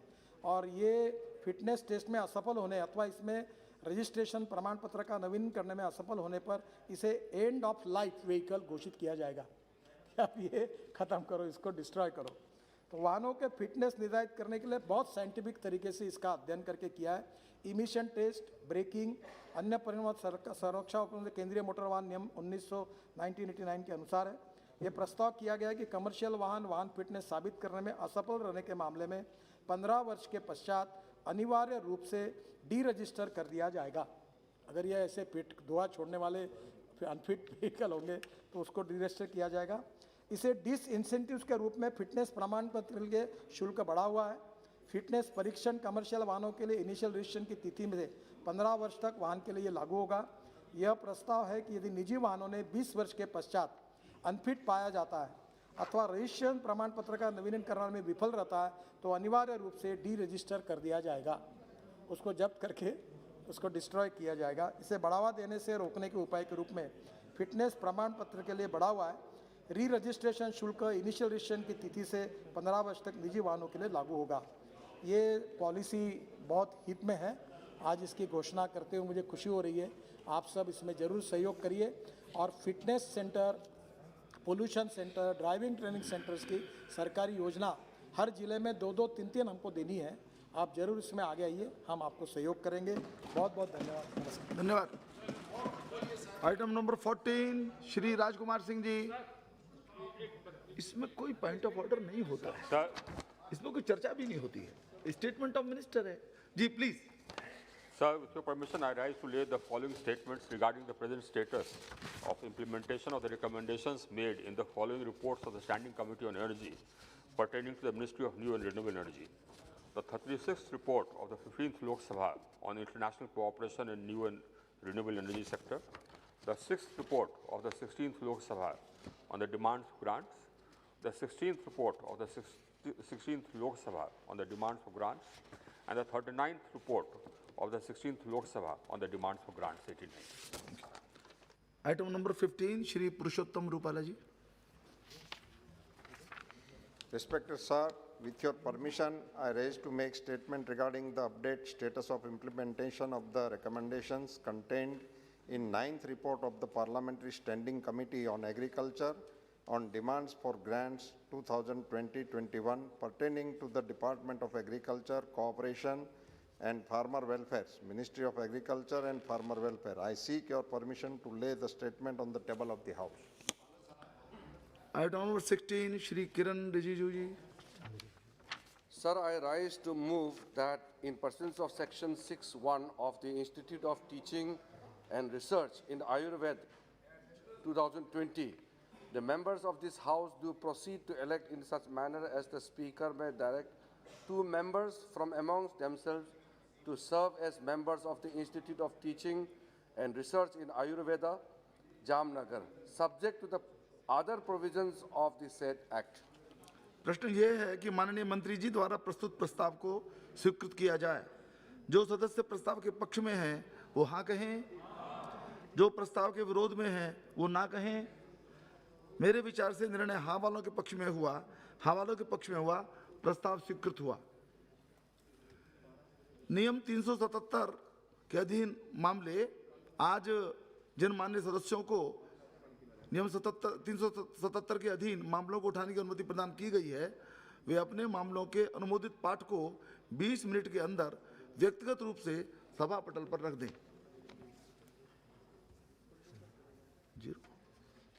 शून्यकाल।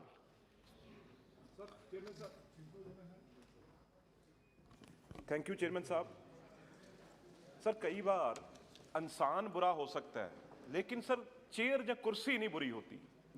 अब सर जो अमेंडमेंट आ रही हैं सर GNCTT जो दिल्ली में सर, ठीक है, हमारा भगवंत मान के लीडर हैं केजरीवाल साहब जो चीफ मिनिस्टर हैं, उनके काम ठीक है, ऐसे हैं, पंजाब में भी उन्होंने बहुत गुल खिलाए, लेकिन सर लोगों का कसूर नहीं है। अगर केजरीवाल किसी से दिल्ली से जब देश से नहीं बना रहा तो सर लोगों की क्या गलती है? हम दिल्ली को क्यों दोबारा म्युनिसिपल कॉरपोरेशन बनाने जा रहे हैं? सर एक दर्जा है मुख्यमंत्री का, हमने जम्मू कश्मीर को भी तोड़ दिया, अब दिल्ली को पड़ गए।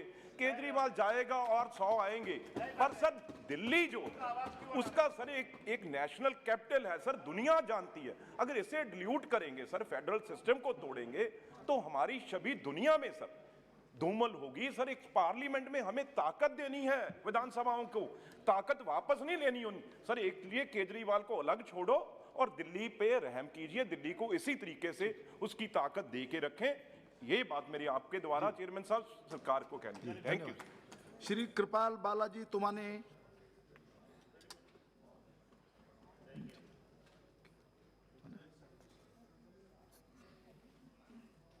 श्री तुमाने जी नहीं है क्या?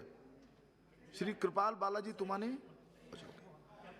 श्री डॉक्टर जय सिद्धेश्वर शिवाचार्य।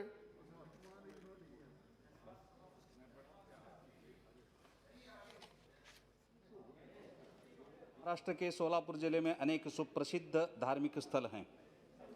साथ ही साथ सोलापुर नगरी औद्योगिक नगरी कहलाती है। सोलापुर शहर स्मार्ट सिटी के अंतर्गत विकसित हो रहा है। सोलापुर जिले में तैयार की गई अनेक वस्तुएं विदेशों में भेजी जाती है। जिस तरह सोलापुर एक औद्योगिक नगरी है, उसी तरह सोलापुर साहित्यिक, सांस्कृतिक तथा कलाकारों की एवं व्यंजनों का बहुत प्रसिद्ध केंद्र है। सोलापुर से तेलंगाना, आंध्र प्रदेश और कर्नाटक की सीमाएं लगी हुई हैं। इस कारण सोलापुर में इन राज्यों से आए हुए अनेक लोग बसे हुए हैं। मैं आपके माध्यम से माननीय पर्यटन मंत्री जी से नम्र निवेदन करता हूं कि दिल्ली हाट के तरह सोलापुर शहर में सोलापुर हाट का निर्माण किया जाए, ताकि सोलापुर में देश भर से आने वाले पर्यटक, श्रद्धालु तथा व्यापारीगण इनको सोलापुर के साथ ही साथ तेलंगाना, आंध्र प्रदेश और कर्नाटक में तैयार की गई वस्तुएं और स्वादिष्ट तथा विशेष व्यंजन एक ही स्थान पर आसानी से उपलब्ध हो सके। मैं माननीय पर्यटन मंत्री जी को आश्वस्त करता हूं कि इस केंद्र के लिए लगने वाली ज़मीन उपलब्ध कराने में सोलापुर प्रशासन सकारात्मक रहेगा। धन्यवाद। Shri Vishweshwar Tudu. Thank you speaker sir. मेरा डिस्ट्रिक्ट उड़ीसा का मयूरभंज में 3 आयरन और माइंस है। शुरू से तो टाटा कंपनी लीज लेके काम कर रहा था। इसके बाद 3 विभिन्न कंपनियों ने लीज में काम कर रहा है। अभी पता चला कि वो जो कंपनियों से 2 कंपनी वो फर्जी डॉक्यूमेंट्स दे के लीज लिए हैं और काम भी कर रहा है। इस विषय पर हम माननीय केंद्र मंत्री को नज़र में लाया था, लेकिन अभी तक कुछ भी सॉल्यूशन नहीं हुआ है। बार बार उस माइंस के सामने एजिटेशन हो रहा है। अभी भी हजार लोग वहाँ स्ट्राइक में बैठे हुए हैं। वो जो कंपनी है, पुलिस प्रशासन, डिस्ट्रिक्ट एडमिनिस्ट्रेशन, कुछ पॉलिटिकल लीडर्स, कुछ अनसोशल फेलोज की सपोर्ट में इलीगली वहाँ से रेजिंग कर रहा है और ट्रांसपोर्टेशन कर रहा है। इसलिए मेरा मांग है कि इसको छानबीन किया जाए और जो भी लेबर लोगों का प्रॉब्लम है, मान लीजिए कि उन लोग का कॉम्पनसेशन है, EPF ठीक से जमा नहीं हुआ है, इसको भी देखना है और बाकी जो कुछ भी है उसको छानबीन किया जाए और ये प्रॉब्लम को सॉल्व किया जाए। Shri Bhimrao Vasantrao Patil. Yes, sir. Thank you, sir. Sir, I would like to draw the kind attention of the Honorable Minister for Women's and Child Development towards certain issue of mini Anganwadi workers in Telangana, sir. In total, 4,000 mini Anganwadi workers are working in Telangana, and their nature of work is equal to that regular Anganwadi teachers. But unfortunately, they pay the other facilities that these many Anganwadi workers get is much lesser than that of regular Anganwadi teachers, sir. Regular Anganwadi teachers are provided with assistant and paid 10,500, whereas many Anganwadi workers are only paid 6,500, sir. Moreover, facilities like summer holidays for 15 days are given to the regular Anganwadi teachers, but many Anganwadi workers are not entitled for such facilities, sir. So my request to the Honorable Minister is that equal pay should be given to many Anganwadi workers for equal work and other facilities which are entitled for a regular Anganwadi teacher, sir. Should also be given to many Anganwadi workers, and their jobs should also be regularized for ESI and PF pensions and may also be paid to them. Thank you, sir. Shri Subrat पाठक,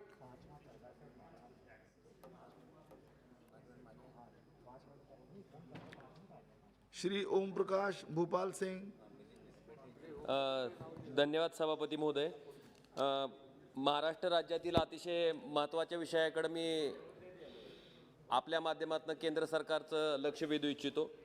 अध्यक्ष महोदय, महाराष्ट्र राज्यातील मराठा समाज बांधवांनी लाखोच्या संख्येनं आरक्षण मिळावं म्हणून त्या ठिकाणी मोर्चे काढले आणि ज्याच्यामुळं राज्य सरकारनं सर्व कायदेशीर बाबीची पूर्तता करून व सर्व कायदेशीर बाबीचा अभ्यास करून मराठा समाजाला 2018 साली शिक्षण आणि नोकरीमध्ये आरक्षण दिलं। अध्यक्ष महोदय, हे दिलेलं आरक्षण उच्च न्यायालयाने सुद्धा त्या ठिकाणी वैध ठरवलं, पण दुर्दैवानं सुप्रीम कोर्टानं या आरक्षणाला त्या ठिकाणी स्थगिती दिली। माझी आपल्या माध्यमातून केंद्र सरकारला विनंती आहे की तामिळनाडूमध्ये अशीच परिस्थिती निर्माण झाली होती, त्यावेळेस केंद्र सरकारनं शपथपत्र त्या ठिकाणी सुप्रीम कोर्टामध्ये देऊन की आरक्षण हा विषय राज्याचा आहे आणि राज्य त्या ठिकाणी ते आरक्षण देऊ शकते, अशा पद्धतीनं त्या आरक्षणाला सपोर्टिव्ह शपथपत्र केंद्र सरकारनं दिलं होतं। तशाच पद्धतीचं शपथपत्र ह्या आरक्षणाच्या बाबतीत सुद्धा केंद्र सरकारनं सुप्रीम कोर्टामध्ये द्यावं, जेणेकरून जी स्थगिती त्या ठिकाणी या आरक्षणाला लागलेली आहे ती स्थगिती त्या ठिकाणी उठवली जाईल आणि लाखो मराठा समाजातली या युवकांचं भवितव्य जे की आज आदांतरी आहे ते त्या ठिकाणी सुखकर होईल। धन्यवाद। श्री सुशील कुमार जी, श्री सुशील कुमार सिंह, श्री मुकेश राजपूत। धन्यवाद सभापति महोदय, जो आपने शून्यकाल में बोलने का अवसर दिया। महोदय, आपके माध्यम से मैं भारतीय रेलवे के अति व्यस्ततम नई दिल्ली हावड़ा रेल मार्ग पर भार कम करने के लिए एवं उत्तर प्रदेश के अति पिछड़े जिलों कासगंज, एटा, फर्रुखाबाद, कन्नौज, कानपुर देहात को देश की राजधानी दिल्ली एवं कोलकाता व पूर्वोत्तर भारत को सीधे रेल मार्ग से जोड़ने हेतु उत्तर मध्य रेलवे के अलीगढ़ रेलवे स्टेशन को पूर्वोत्तर रेलवे के कासगंज जंक्शन को यदि एक नए रेल मार्ग से जोड़ दिया जाए, जिसकी लंबाई मात्र 53 किलोमीटर है और इसका सर्वे भी हो चुका है, तो नई दिल्ली से अलीगढ़, कासगंज, फर्रुखाबाद होते हुए एक छोटा सुगम मार्ग कानपुर सेंट्रल रेलवे स्टेशन के लिए मिल जाएगा, जिससे नई दिल्ली कानपुर के मध्य अति व्यस्ततम मार्ग का भार और भी कम हो जाएगा। अतः माननीय आपके माध्यम से मैं माननीय रेल मंत्री जी से निवेदन करता हूं कि यदि कासगंज और अलीगढ़ के बीच का 53 किलोमीटर का रेल मार्ग नया बना दिया जाए, जिससे कई जनपदों का हमारी लोकसभा के साथ साथ में कम से कम 7 लोकसभाओं को और भी इसका बेनिफिट मिलेगा। धन्यवाद अध्यक्ष। श्री राजमोहन उन्नीथन जी, श्री मोहन भाई कुंडारिया जी।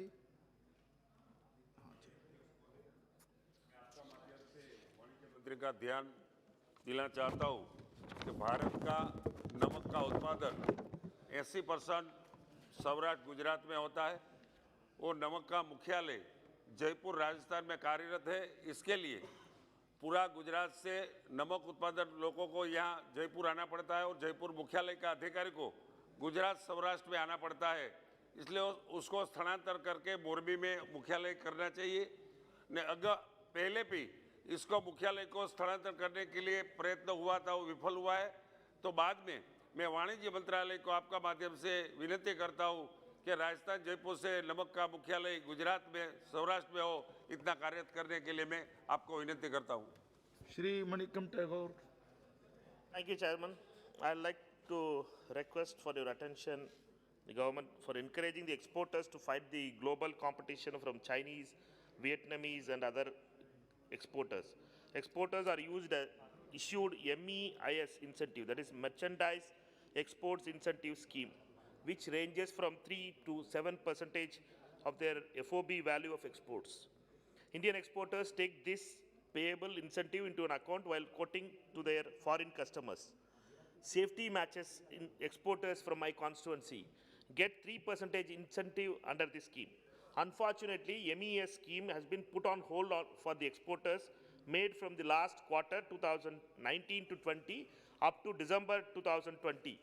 This has put all the exporters on the red side of the financial fund flow. It is requested that MES incentive should be issued to the exporters without any further delay so that exports doesn't fall further, which has already been affected by the COVID pandemic. MES incentives has been discontinued and has been replaced with a new incentive called RODTEP, Remission of Duties, Tax and Exported Products. This has been put in effect from all the exports from 1st January 2021. Unfortunately, this scheme has been not clearly been notified. Therefore, the industry is getting confused. I'd like to request you, the rate of incentive under this scheme has not been spelled. The products to be covered under this scheme is not been spelled. All the exporters are worried and they are not able to quote their foreign customers as they don't know what will be their input on the RODTEP incentives. Exporters of safety matches doesn't know that what will be the rate of the incentive under this new RODTEP scheme. Therefore, I like to request through you, sir, to the Honorable Commerce Minister to help the safety matches exporters and other exporters from Sivagasi and Virudunagar to solve this issue. Thank you so much, sir. Shri Subrat Pathak ji. धन्यवाद अध्यक्ष जी। मैं आपके माध्यम से सरकार के संज्ञान में दिल्ली विश्वविद्यालय से संबंधित कुछ महत्वपूर्ण तथ्यों को लाना चाहता हूं। जैसा कि सर्वविदित है, दिल्ली विश्वविद्यालय भारत प्रीमियर संस्थाओं में से एक है, लेकिन विश्वविद्यालय प्रशासन की असंवेदनशीलता के कारण पिछले कुछ वर्षों में बहुत बुरे समय से गुजर रहा है। सन 2006 से अभी तक विश्वविद्यालय में नए शिक्षकों की बहाली लंबित है। लगभग 8000 शिक्षक तदर्थ आधार पर 15 वर्षों से पढ़ा रहे हैं। अध्यक्ष महोदय, सन 2019 में माननीय यशस्वी प्रधानमंत्री जी के एक ऐतिहासिक निर्णय लेते हुए सरकारी नौकरियों एवं शिक्षण संस्थानों में सामान्य श्रेणी में आर्थिक रूप से कमजोर वर्ग के अभ्यर्थियों के लिए आरक्षण का प्रावधान लाया, परंतु दिल्ली विश्वविद्यालय में EWS कोटा के कार्यान्वयन में कुछ विसंगतियों के कारण सारे सीट अभी तक खाली पड़े हैं। मंत्रालय द्वारा 5 दिसंबर 2019 को दिए गए स्पष्ट दिशा निर्देश के बावजूद विश्वविद्यालय की प्रशासनिक अराजकता के कारण 1 वर्ष तक लगातार लगन के साथ काम करने के बाद शिक्षकगण अपने वेतन के लिए दर-दर की ठोकर खा रहे हैं। इस मामले में विश्वविद्यालय UGC ने 15 महीने बाद भी आज तक अपने कर्तव्यों को पूरा नहीं किया और दूसरे पर आरोपण करके शिक्षकों के साथ अन्याय कर रहे हैं। जहां तदर्थ शिक्षकों के मामले में मंत्रालय के दिशा निर्देश को महाविद्यालय ने अविलंब पालन कर लिया, वहीं विश्वविद्यालय ने दरकिनार कर स्वायत्तता का राग अलाप रहा है। परिणाम स्वरूप साल भर सेवा देने के बावजूद कुछ तदर्थ शिक्षकों को वेतन नहीं मिला। कई वर्षों तक सेवा देने के बाद कई शिक्षक आज 2 वक्त के भोजन को मोहताज हो गए हैं। इसके अलावा विश्वविद्यालय में अनियमितता का ये आलम है कि जहां उसी विश्वविद्यालय के महाविद्यालयों में सभी शिक्षकों को 7वें वेतन आयोग के वेतनमान मिल चुके हैं, वहीं विश्वविद्यालय में तदर्थ शिक्षकों को ये अभी तक नहीं मिला है। माननीय अध्यक्ष जी, जहां शिक्षक समाज का आईना होता है, वहीं विद्यार्थी देश का भविष्य होता है। आपके माध्यम से मैं माननीय मंत्री जी से आग्रह करता हूं कि उचित कार्रवाई करके दिल्ली विश्वविद्यालय के शिक्षकों एवं विद्यार्थियों को राहत प्रदान करें। धन्यवाद। श्री हनुमान बेनीवाल जी। सभापति महोदय, आपके माध्यम से राजस्थान के राजसमंद में स्थित विश्व प्रसिद्ध मीठे पानी की झील, जो एशिया की सबसे बड़ी झीलों के अंदर शुमार है, 2 नंबर पर आती है, और सभापति महोदय, 9 चौकी जहाँ पर संगमरमर के पत्रों पर संस्कृत में लिखे हुए शिलालेख के संरक्षण के लिए सरकार का ध्यान आकर्षित करते हुए इस राजसमंद झील को इसकी बराबर क्षमता के अनुरूप बढ़ने के लिए योजना बनाने की मैं मांग आपके माध्यम से करता हूँ। ये इसको लेके वहाँ राजसमंद में आंदोलन भी चले, क्योंकि उदयपुर को झीलों की नगरी कहा जाता है और राजसमंद में मीठा पीने का पानी का सिंचाई का अगर कोई बड़ा साधन है तो ये राजसमंद की झील है। गोमती, केलवा तथा ताली नदियों पर बांध बनाकर 7 किलोमीटर लंबी व 3 किलोमीटर चौड़ी तथा 55 फीट से अधिक गहरी इस कृत्रिम झील के लिए खारी फीडर की चौड़ाई बढ़ाई जाए व इसको पर्यटन के रूप में भी उभारने के लिए प्रयास किए जाए। झील के भराव क्षेत्र में आ रही बाधाओं को दूर किया जाए। जहाँ अतिक्रमण हो गए बहुत ज़्यादा तादाद के अंदर, हाई कोर्ट सुप्रीम कोर्ट के आदेशों के बाद भी अतिक्रमण हटाने में सरकार नाकाम रही है। इस बांध से सिंचाई के लिए जो कच्ची नहरें हैं उन्हें पक्की की जाए तो ये राजसमंद के लिए बेहतर होगा। सभापति महोदय, एक प्राकृतिक जो बाव क्षेत्र है इसके अंदर मार्बल उद्योग जो राजसमंद के अंदर बहुत बड़ी तादाद के अंदर मार्बल नगरी भी उसको कहते हैं, मार्बल उद्योग का वेस्ट व खनन की गतिविधियां हैं उनको भी रोका जाए। सभापति महोदय, वहाँ जमीन के अंदर पीने का पानी एक ही विषय उठाना होता है। एक मिनट साहब, जो आपने सूचना दी है वो आप उठा चुके हैं। अच्छा बात बोल रहे हैं आज। जो आप विषय सूचना दिया वो उठा चुके हैं। तो पूरी देर कब उठाइए? आज ही अगली बार उठाइए, कल उठा दीजिए। वापस उठाऊं? एक मिनट साहब, बात तो पूरी करने दो। मैं कह रहा हूँ राजसमंद झील के संरक्षण के लिए आप राजस्थान की सरकार को निर्देशित करें, पर्यटन की दृष्टि से भी वहाँ नौकायन से लेके सारी वो हो जहाँ ऐसे ही बात आप ये भी जब मेरा समर्थन करें तो मैं सरकार का ध्यान आकर्षित करता हूँ कि राजसमंद की जो प्रमुख समस्या पीने के पानी की, सिंचाई के पानी की, झील का संरक्षण करने के निर्देश जारी करें। धन्यवाद सभापति महोदय। आज मैं देश के वैसे लाखों गरीब लोगों के एक बहुत ही गंभीर समस्या की ओर सदन का ध्यान आकृष्ट कराना चाहता हूं, जिनके पास कोई ज़मीन नहीं है, भूमिहीन है, गृह विहीन भी हैं, कोई घर नहीं है, ना उनके पास कोई 2 चक्के या 4 चक्के सवारी है। ऐसे लाखों लोग देश भर के विभिन्न जेलों में बंद हैं कैदी के रूप में। छोटे मोटे अपराध में वो बंद हैं। जिन मुकदमों में 7 साल से कम की भी सज़ा है और जो जमानतीय धाराएं हैं उनमें ऐसे लोग बंद हैं।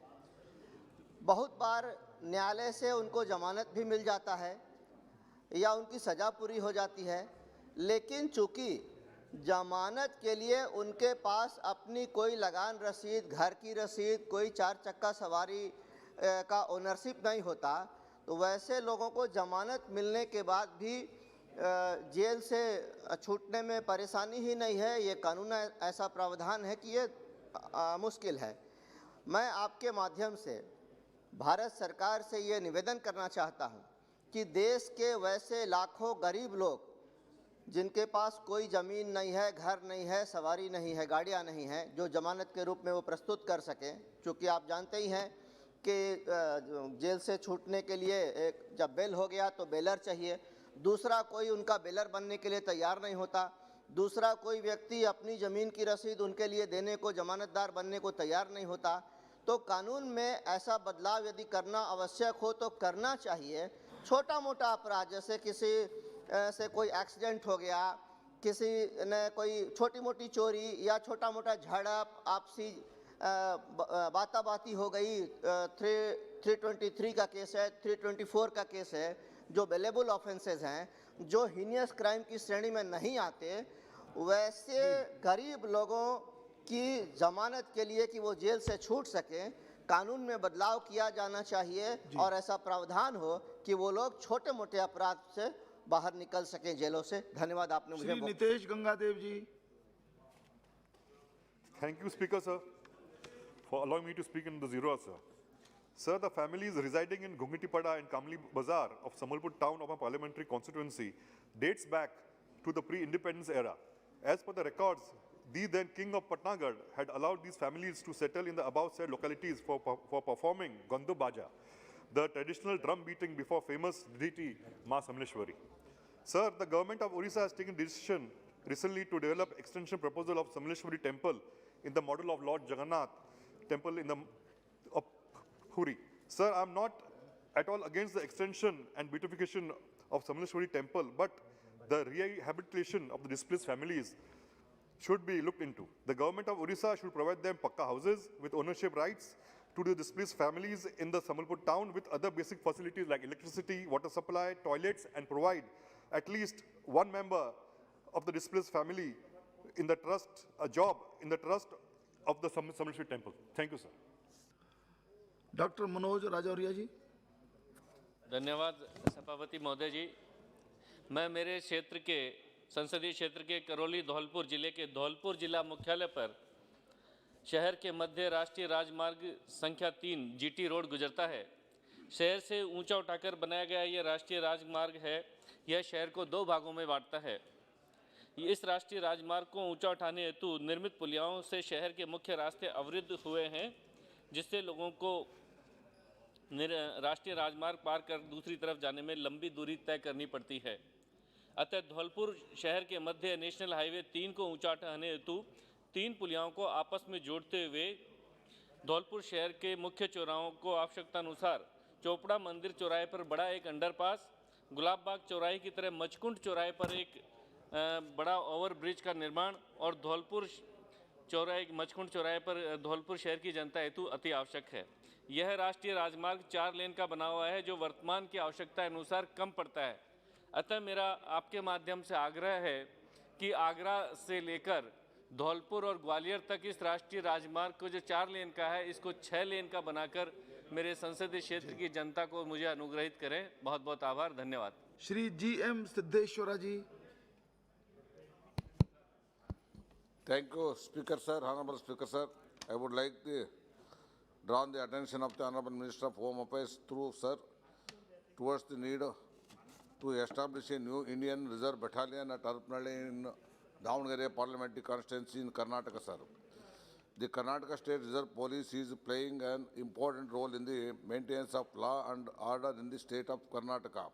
The present strength of 11 KSRP battalion in the state is insufficient to tackle the law and order problem if arise and curb Naxal and terrorism activities. Therefore, the Karnataka government has requested for one more Indian Reserve Battalion at Arupnalli in my Davangere parliamentary constituency.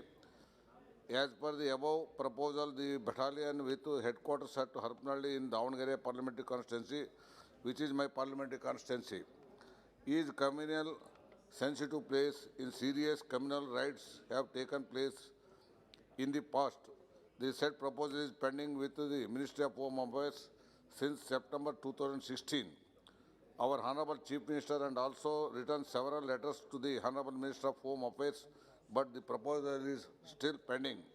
Keeping in the above in view, I urge upon the Union Government through you kindly consider the proposal of State Government of Karnataka, the establishment of new Indian Reserve Battalion at Arupnalli in Davangere Parliamentary Constituency at the earliest. Thank you, sir.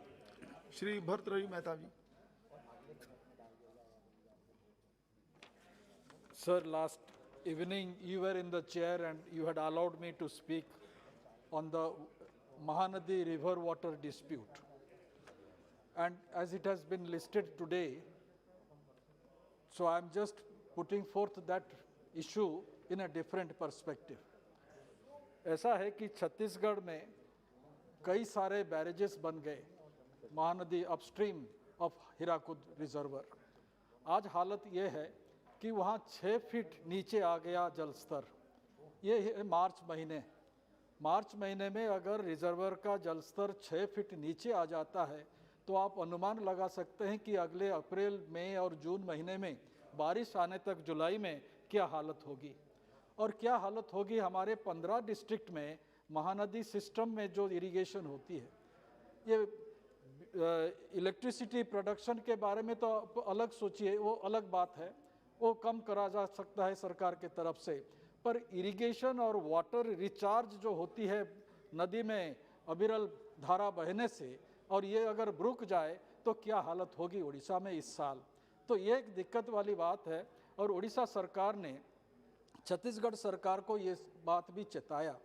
आज ये स्थिति आ गई कि पिछले साल जब काफ़ी बारिश हुई तो without any information to the lower stream, specially to Hirakud reservoir, no information was given, but there was a situation arose as if there is a flash flood.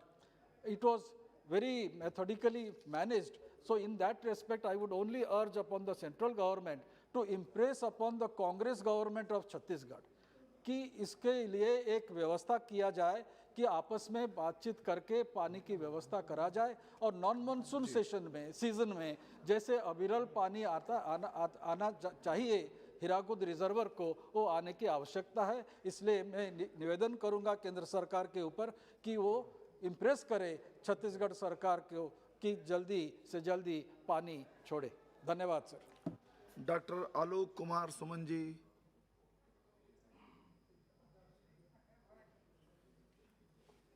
Sir धन्यवाद सभापति महोदय। मैं आपके माध्यम से इस सदन में सरकार का ध्यान डॉक्टर्स पर देश में हो रहे वायलेंस, असॉल्ट, संपत्ति के नुकसान एवं कंज्यूमर प्रोटेक्शन एक्ट के हो रहे दुरुपयोग की ओर दिलाना चाहता हूं। महोदय, मैं पेशे से डॉक्टर हूं, मेरी स्पेशलिटी सर्जरी है, इसलिए मैंने बहुत करीब से देखा एवं महसूस किया है कि आज पूरे देश में डॉक्टर्स अपने को जोखिम में डालकर भयपूर्ण माहौल में काम कर रहे हैं, और इसके दो मुख्य कारण हैं। पहला, वायलेंस अगेंस्ट डॉक्टर्स एवं उनके संपत्ति का नुकसान एवं कंज्यूमर प्रोटेक्शन एक्ट का दुरुपयोग। महोदय, चिकित्सकों की सुरक्षा के लिए हमारे बिहार में हमारे माननीय मुख्यमंत्री श्री नीतीश कुमार जी ने the Bihar medical service institution and person protection act rule लागू किया है। अतः महोदय, मैं आपके माध्यम से सरकार से आग्रह करता हूं कि कंज्यूमर प्रोटेक्शन एक्ट से डॉक्टर को अलग किया जाए एवं वायलेंस अगेंस्ट डॉक्टर्स के लिए सख्त कानून बनाकर कड़ी सज़ा का प्रावधान किया जाए, जैसा कि कोरोना पैंडेमिक में किया गया था। उसी तरह के कानून लाकर एक्ट बनाया जाए ताकि हमारे डॉक्टर्स भय मुक्त होकर अपने मरीजों की सेवा करने में अपनी पूरी क्षमता का इस्तेमाल कर सकें और हमारी स्वास्थ्य सेवाएं और भी बेहतर हो सकें। धन्यवाद सभापति महोदय। श्री भानु प्रताप सिंह वर्मा।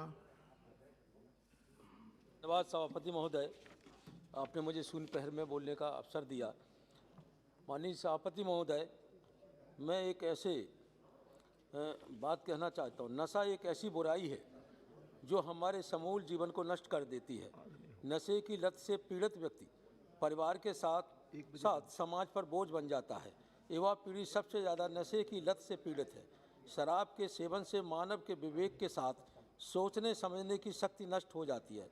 सरकार इन पीड़ितों को नशे के चुंगल से छुड़ाने के लिए नशा मुक्ति अभियान चलाती है। शराब और गुटखे पर रोक लगाने का प्रयास करती है। नशे के रूप में लोग शराब, गांजा, जर्दा, ब्राउन शुगर, कोकीन, स्मैक आदि मादक पदार्थों का प्रयोग करते हैं, जो स्वास्थ्य के साथ साथ सामाजिक और आर्थिक दोनों लिहाज से ठीक नहीं है। मेरे संसदीय क्षेत्र के लोग भी नशे की लत से पीड़ित हैं, जिससे समाज में अपराध और गैर कानूनी हरकतों को बढ़ावा मिल रहा है एवं उनके सेवन से जन और धन की हानि हो रही है। मेरे लोकसभा क्षेत्र में भी जन हानि हुई है। इसलिए मेरी केंद्र सरकार से मांग है कि मेरे लोकसभा क्षेत्र में एक नया नशा मुक्ति केंद्र खुलवाने का कष्ट करें। धन्यवाद सभापति महोदय। श्री नरेंद्र कुमार जी।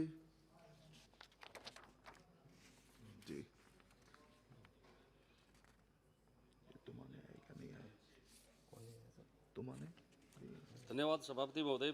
सभापति महोदय, मैं आपके माध्यम से सरकार से मेरे संसदीय क्षेत्र राजस्थान के झुंझुनू जिले में केंद्रीय रिजर्व पुलिस बल का एक संस्थान खुलवाना चाहता हूं। केंद्रीय रिजर्व पुलिस बल न केवल भारत के बल्कि संपूर्ण विश्व के सबसे बड़े सशस्त्र पुलिस बल के रूप में विश्वविख्यात है।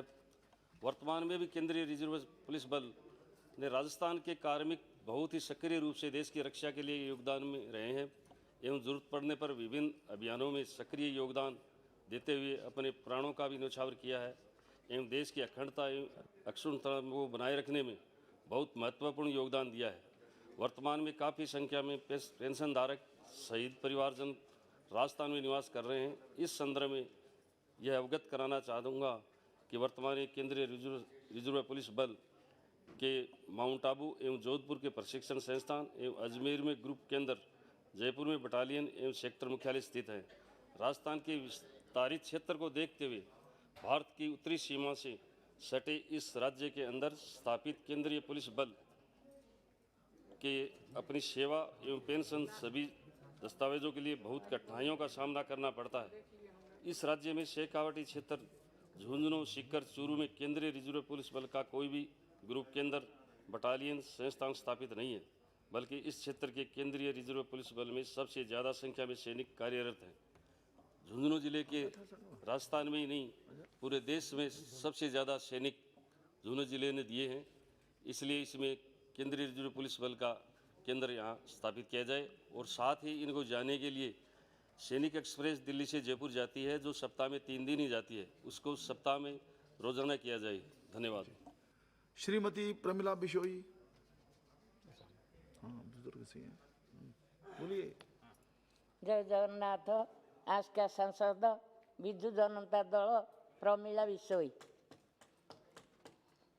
समाज रे लिंगगत समानता हासिल करिबा पाई महिला मानकर आर्थिक सशक्तिकरण एवं स्थायी विकास अत्यंत गुरुत्वपूर्ण।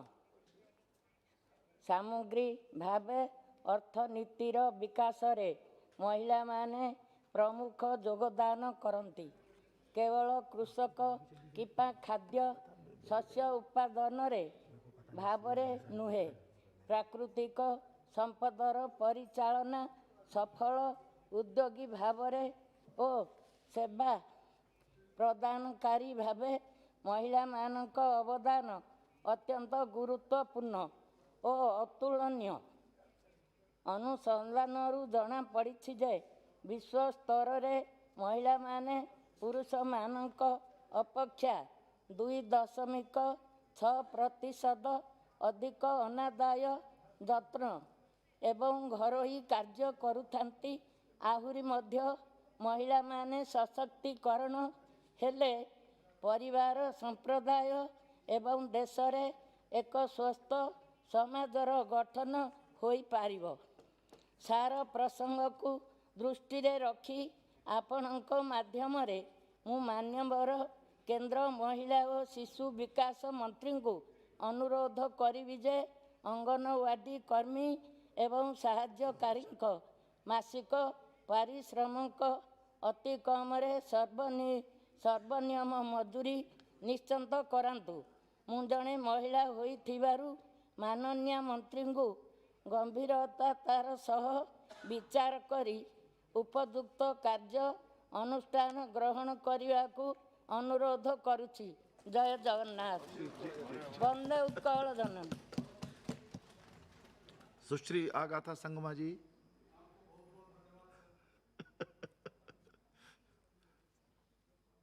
हाँ please. Yes, sir. Sir, India is home to about 19,500 languages and dialects, and about 200 of them are facing the threat of extinction. According to the UN, so every 2 weeks, a language is getting extinct, and therefore the 21st of February has been declared as Mother Language Day, International Mother Language Day. So my mother language is Garo, and it is spoken by over 9,36,496 people according to the 2011 census.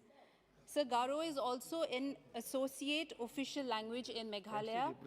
Garo has a very rich oral and written literature. Recognizing this richness, of the language of both Garo and Khasi, on the 27th of November 2018, the Meghalaya Legislative Assembly unanimously passed a resolution urging the Centre to amend the 8th schedule of the Constitution and to include Garo and Khasi language. In the same manner, Archit Literature Society, which is in line with the Sahitya Sabhas of other states, have also given a memorandum to the Government of India urging it to include Garo language into the 8th schedule of the Constitution. So we have received a recognition from the government that this memorandum has been received. But beyond that, there has been no other communication to us. And therefore, sir, on behalf of my people, on behalf of everybody who has been requesting this, the government of Meghalaya, I would request you, through you, for the government to consider this and to include Garo and Khasi language into the 8th schedule of the Constitution. Thank you, sir. Shrimati Gautami Sai, Gomti Sai, sorry, Shrimati Gomti Sai, हाँ उधर, जी जी please.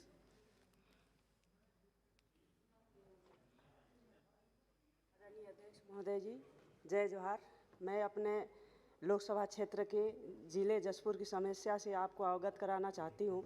जिला जसपुर का बगीचा सन्ना Monera पहाड़ी करवा क्षेत्र है, पाट एरिया है, क्षेत्र में आता है, जहाँ बहुत आदिवासी समाज निवासरत करते हैं। हमारे पहाड़ी पाट क्षेत्र में पर्यटन की बहुत संभावनाएं हैं। कैलाश गुफा, राजपुरी, जलप्रपात, रानीदा, दनगरी, वाटरफॉल, पंडरापाट जैसे बहुत ही अच्छे पर्यटन जगह बन सकता है। परंतु पूरे पाट क्षेत्र में बॉक्साइट खनन हेतु सर्वे चल रहे हैं। साथ ही पाट क्षेत्र में व्यापक पैमाने पर आदिवासियों की जमीन औने पौने दाम पर खरीदी जा रही है। बॉक्साइट के खनन से पाट की प्राकृतिक सौंदर्य खत्म हो जाएगा। साथ ही आदिवासी भाइयों को बहुत मुसीबतों का सामना करना पड़ेगा। माननीय महोदय जी से निवेदन है कि जसपुर जिले पाट क्षेत्र में बॉक्साइट खनन पर रोक लगाई जाए और पर्यटन स्थल को बढ़ावा दी जाए। धन्यवाद। श्री गजानन कीर्तिकर जी। सर,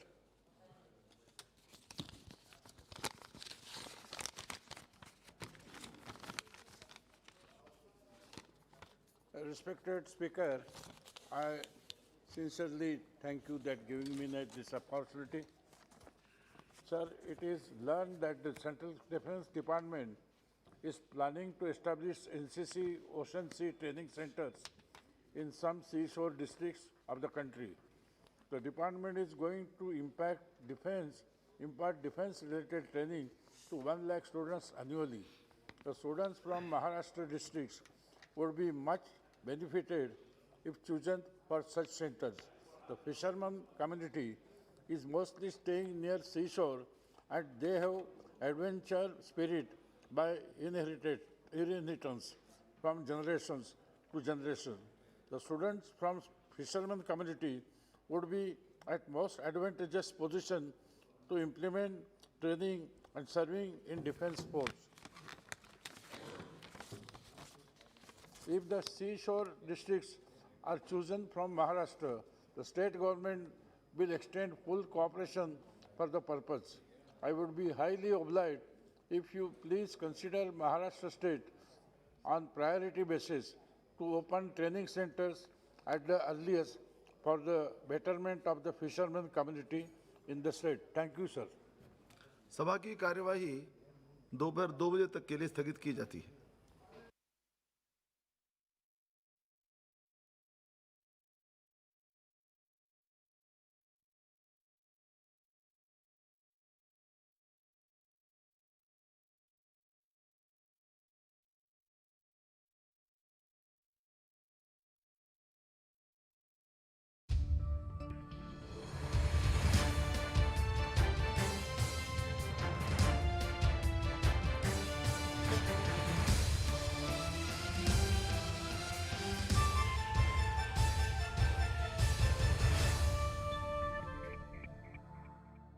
अरे सुनिए भाई साहब, जरा गाड़ी चेक कर लीजिए प्लीज। कई हफ्तों से आवाज कर रही है। हाँ, अभी देख लेते हैं।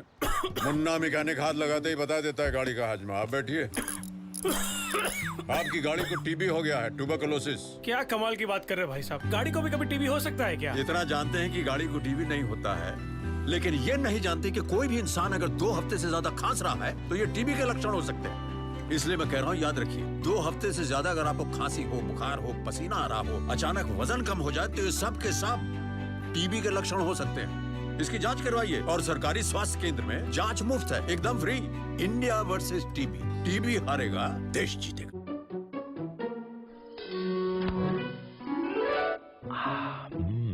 आइसक्रीम खाएगी? आइसक्रीम? ये है डबल आनंद। पहला आनंद पॉलिसी टर्म के अंत पर